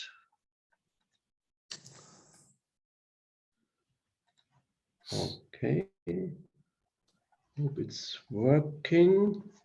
Yeah, seems so. Yeah, let me talk a bit about the role of electrification in the fine chemicals production, and that in the perspective of a carbon neutral economy, which is one of our goals at Bayer, but also a worldwide goal.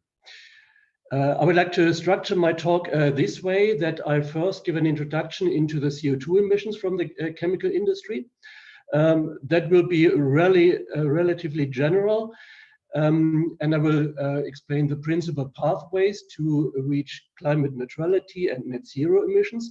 But then I would like to focus on fine chemicals production, especially highlighting some characteristics which really set the baseline or the boundary conditions for the next part of my talk, which is then discussing some elements of a future energy architecture, especially for the production of fine chemicals.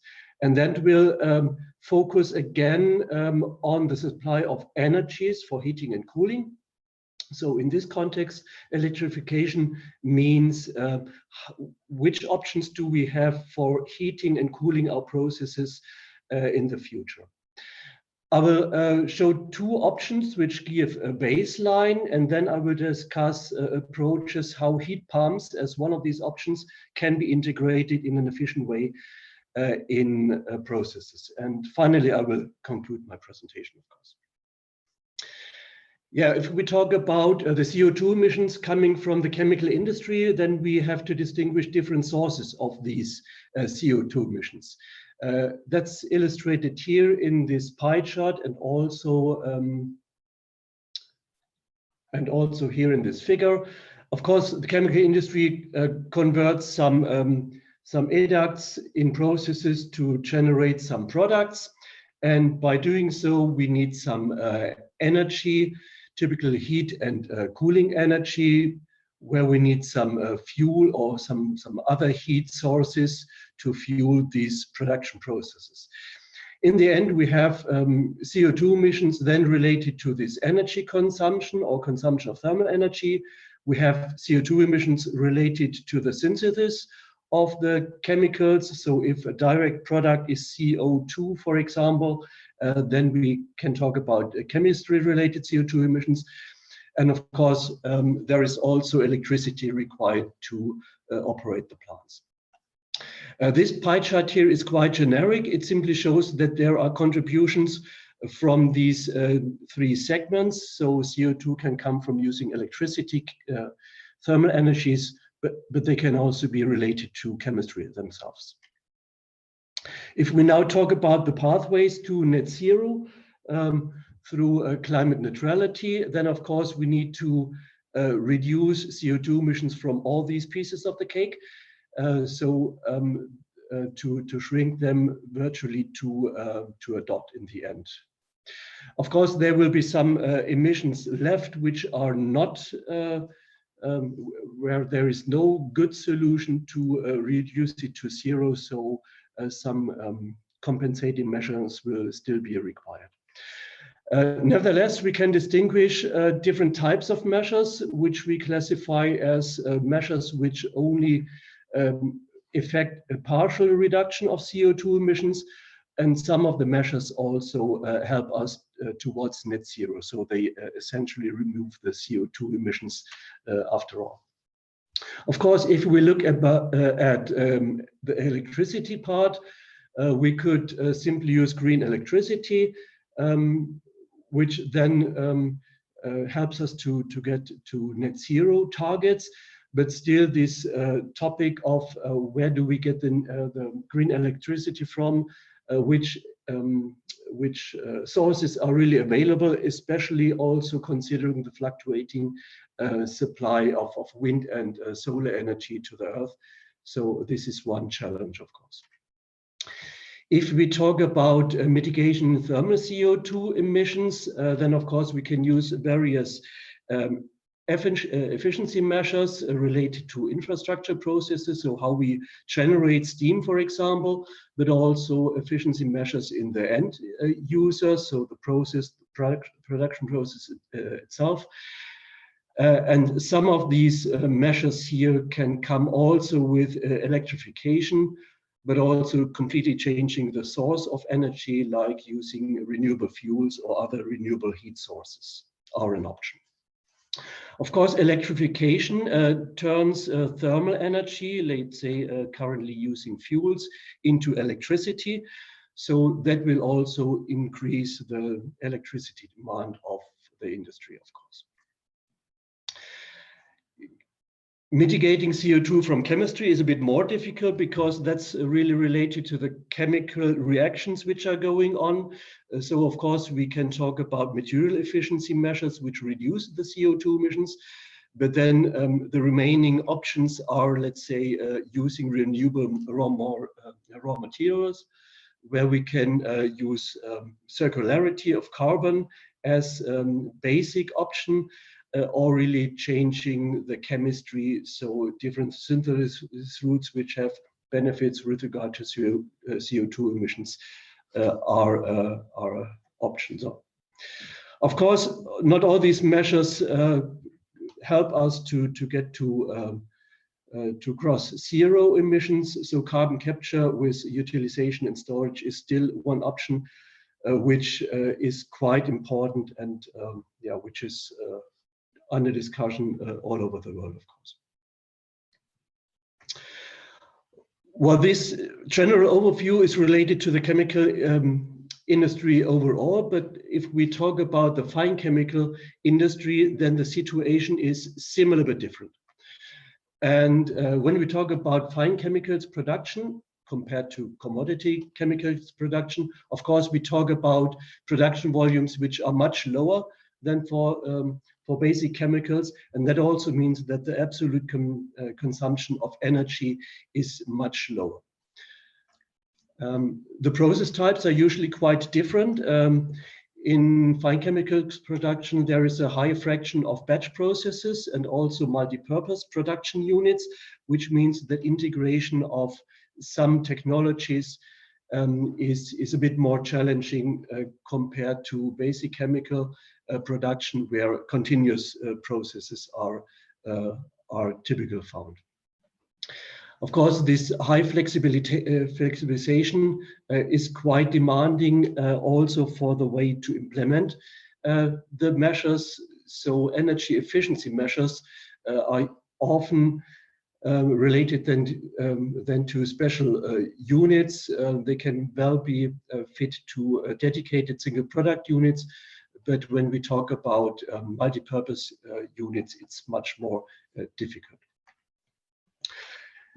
Talking about the energy demand, so of course also related to this absolute low energy demand compared to other industries, we also talk about here about a smaller share of the energy costs on the overall costs. So improvements there are usually less profitable. And also regarding the heating demand, there we have some ease maybe compared to other industries. The temperature levels which are used for heating and cooling are usually in a much smaller range, -20 to 200 degrees C, just to give an example. But also related to this, if we talk about waste heat, which we could utilize, that is usually not available at temperatures where it is quite valuable. So waste heat often is really waste heat.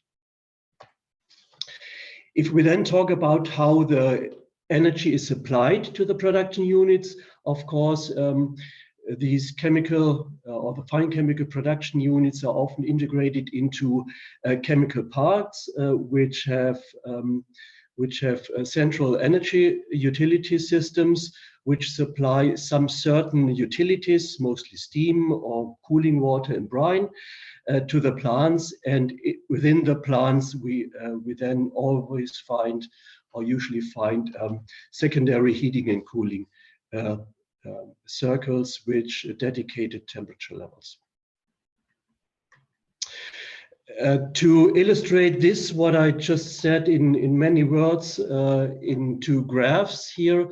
So the basic concept currently is mostly that we have a central generation of steam and let's say cooling water or brine, for example, and that is then sent or conveyed to production plants, and they have some systems internally where they have dedicated temperature levels for producing or for firing or feeding the production processes.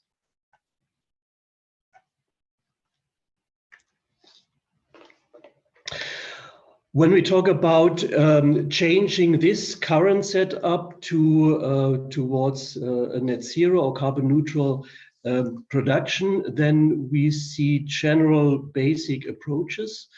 One is to replace this high temperature or high temperature energy source, the natural gas currently, by using green fuels or electrical heating on a central level, and this is then still converted into something like steam to send this energy to the end consumers.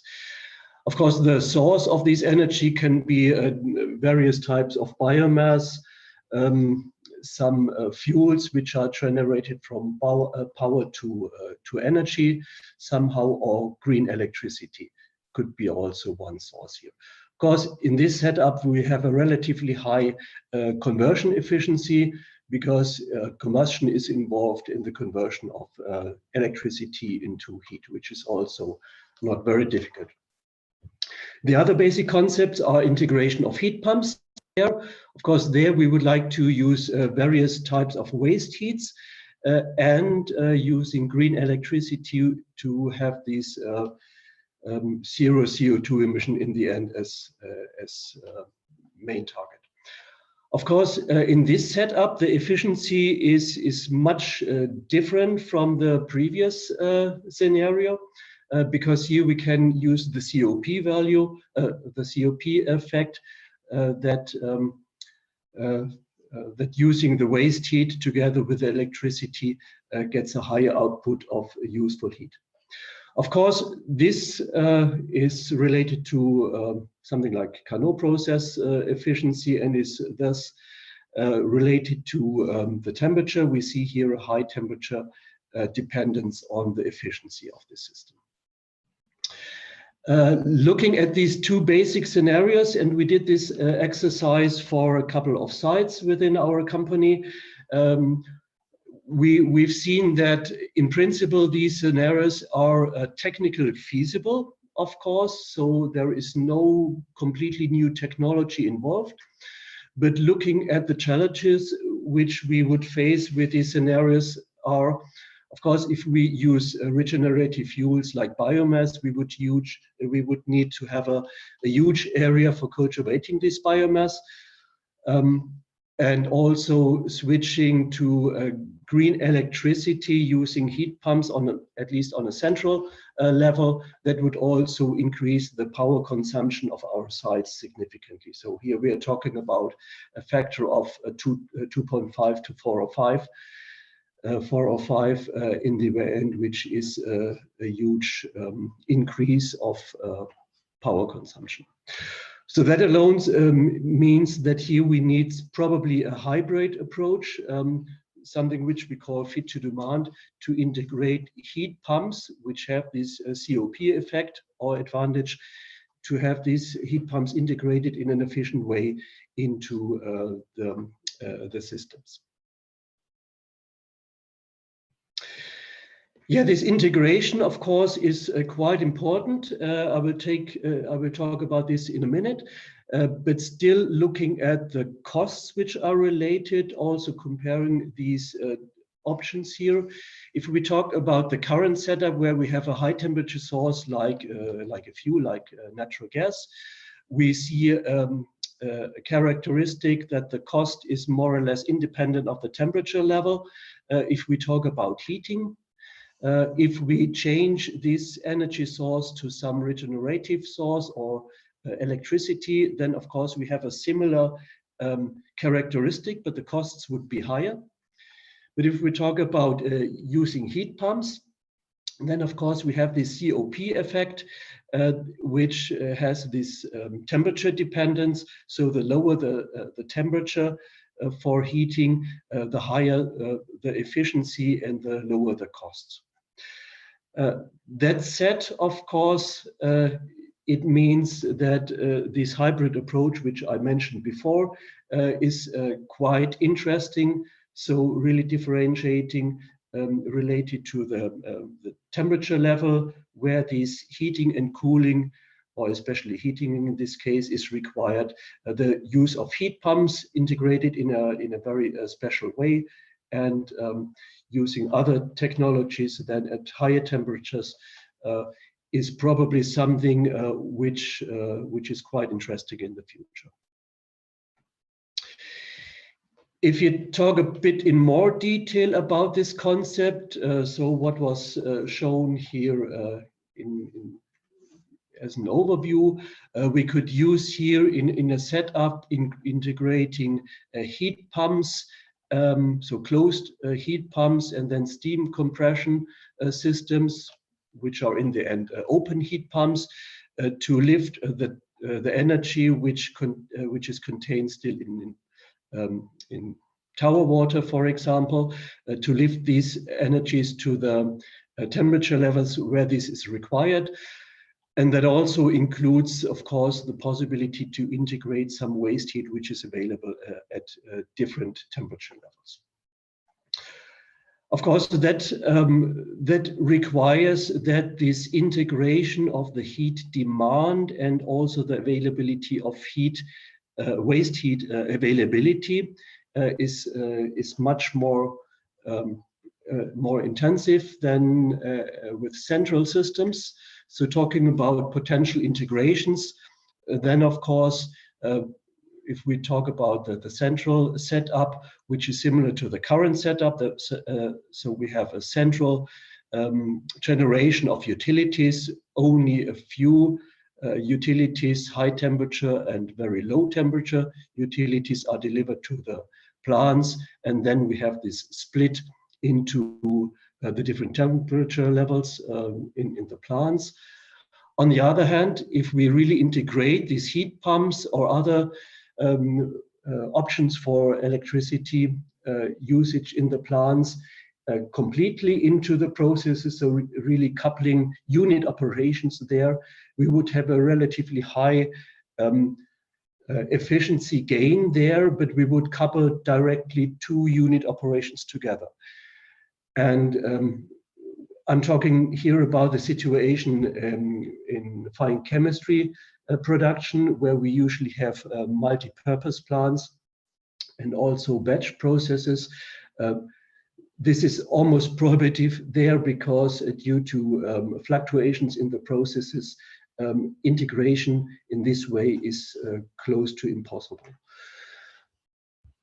So what is probably better, and this is what we follow up, is something which we call subcentral process integration, that you have dedicated systems close to the plants and a highly integrative system between the heat supply or energy supply to the production plant, and also collecting waste heat from the production plants without, let's say, diluting the waste heat, sending it back to a central system.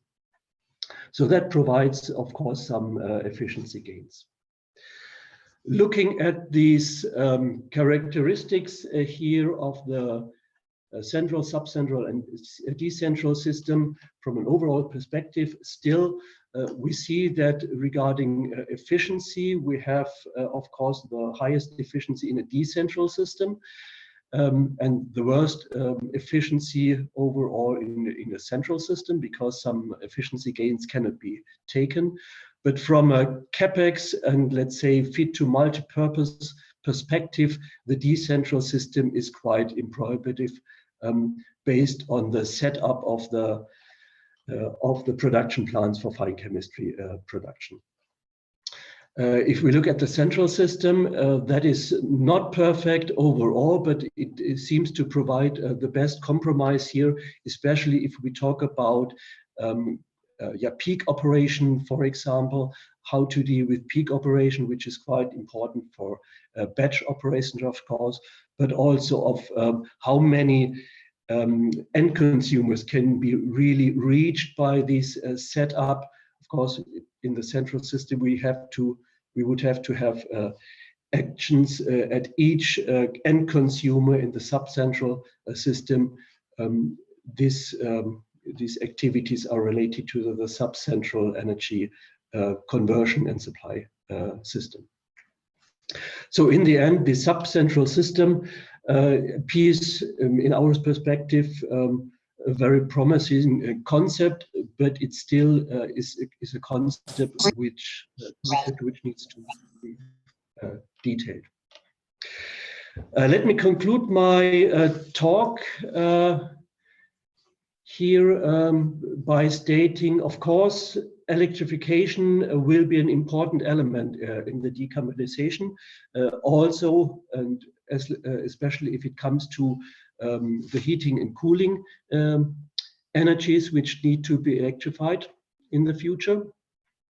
But still, the future energy architecture, especially in fine chemicals production, which is required to really integrate these systems like heat pump in an efficient way, are much more complicated. And we think that optimized plant internal grids for these local energy supply are the way to go, especially because these systems would allow us to both supply heat and collect waste heat close to the consumers and sources of waste heat.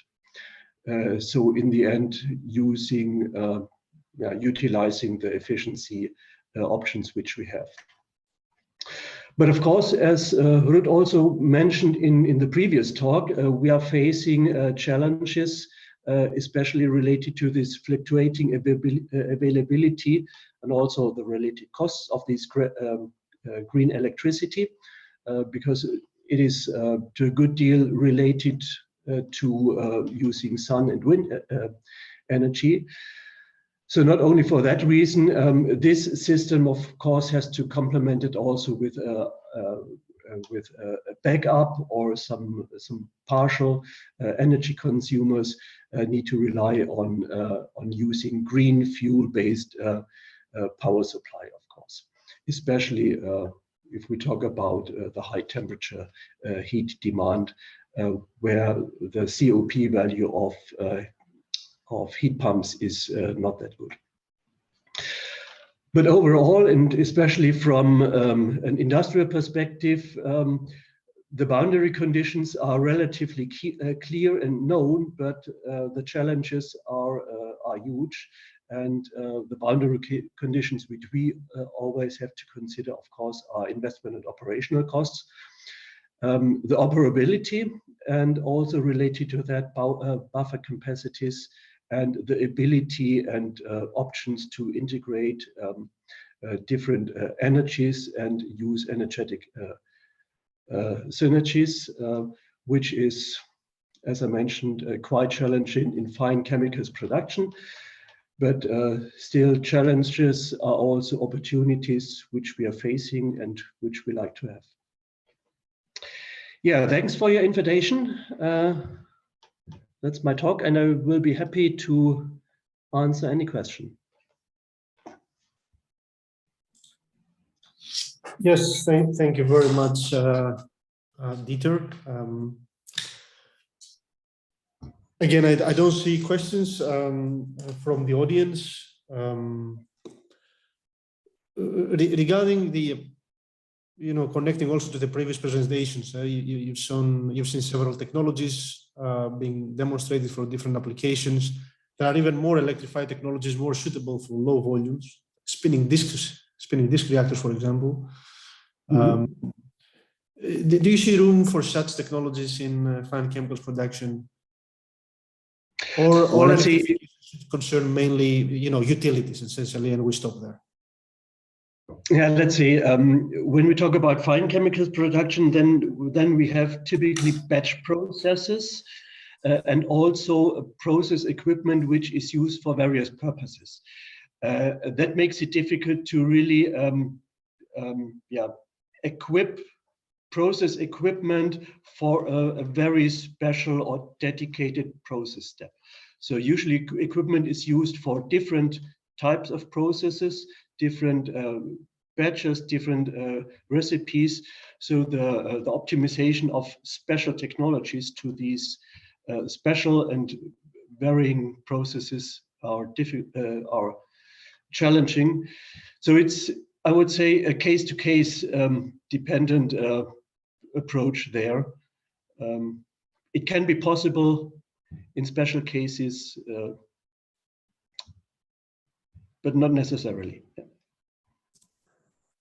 But you are using some of these fancy technologies in your production line, or not at all?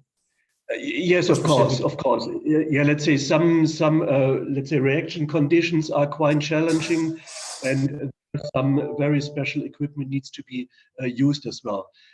But then we are talking usually about a few, let's say, dedicated units, which of course needs to be handled in a different way than let's say standard or typical fine chemicals production units. Okay, and for upgrading of heat streams to relatively low temperatures, you're positive that the heat pump is the most economical technology in lieu of electrified heating. It's only for big delta T's that heat pumps should be combined with electric steam compressors. But I mean, are these based on some economic analysis? Does it depend on the current price of electricity? How does this work? Well, actually, it's related, as I tried to show here. It's more or less related to a good deal to thermodynamics. So here these CO2 effect, that the efficiency of heat pumps, of course, is lower when we have to bridge a higher delta T. And of course, this lower efficiency also is related to with higher costs. So that's in the end, or let's say the basic relation is driven by thermodynamics in the end. So changing energy prices, I would say, shift these curve to higher or lower levels, but the basic characteristic is still the same. So what can change, of course, depending on energy prices also, is where we have this transition for, let's say, when would a heat pump be better than some kind of electrical or direct electrical heating. So there again, that of course depends on availability of electricity and also on the price of electricity, of course. Yeah. Okay. Thank you very much. I think I don't see any more questions. I think it's already late for most of the employees in Europe this hour. I think we can conclude the meeting. From my side, I would like to thank all the speakers for the informative presentations, the audience. I think, Petr, I would like to suggest that another event on comparison of electrified technologies. It's very interesting that most of the processes that were talked about today have been studied with the full spectrum of electrified technologies, ranging from ohmic heating to microwaves to plasma to light to electrocatalysis. So at some point, I mean, it's interesting that if you read the different papers, you need a PhD student to try to compare the different results among each other, to come to conclusions on how these technologies compare among each other, and also with respect to the conventional one. So I think this is an interesting subject for a next meeting, also together with scalability aspects. That's all from my side. I would like to thank you as well, Petr and Martin, for all the organization. And I don't know whether you would like to just to express thanks as well. We had wonderful afternoon, and many thanks to all speakers. The lectures were excellent. I enjoyed them, in spite of it is not my field, so I enjoyed them very, very much, and I'm sure that the audience as well. So thanks, great afternoon. And thank you, Georgios, thank you very much for your work, for being here. And I'm quite happy to hear that you plan something something more for the next series, which will be in spring, definitely. So it will be great. It will be great if you take part again. Sure, let's continue. That was just the start. Excellent. Thanks a lot. Okay, thank you very much. Have a good day, further, all of you. Yeah, good night, good evening. Bye-bye. Thanks. Bye. Great evening or great day. Bye. Thank you.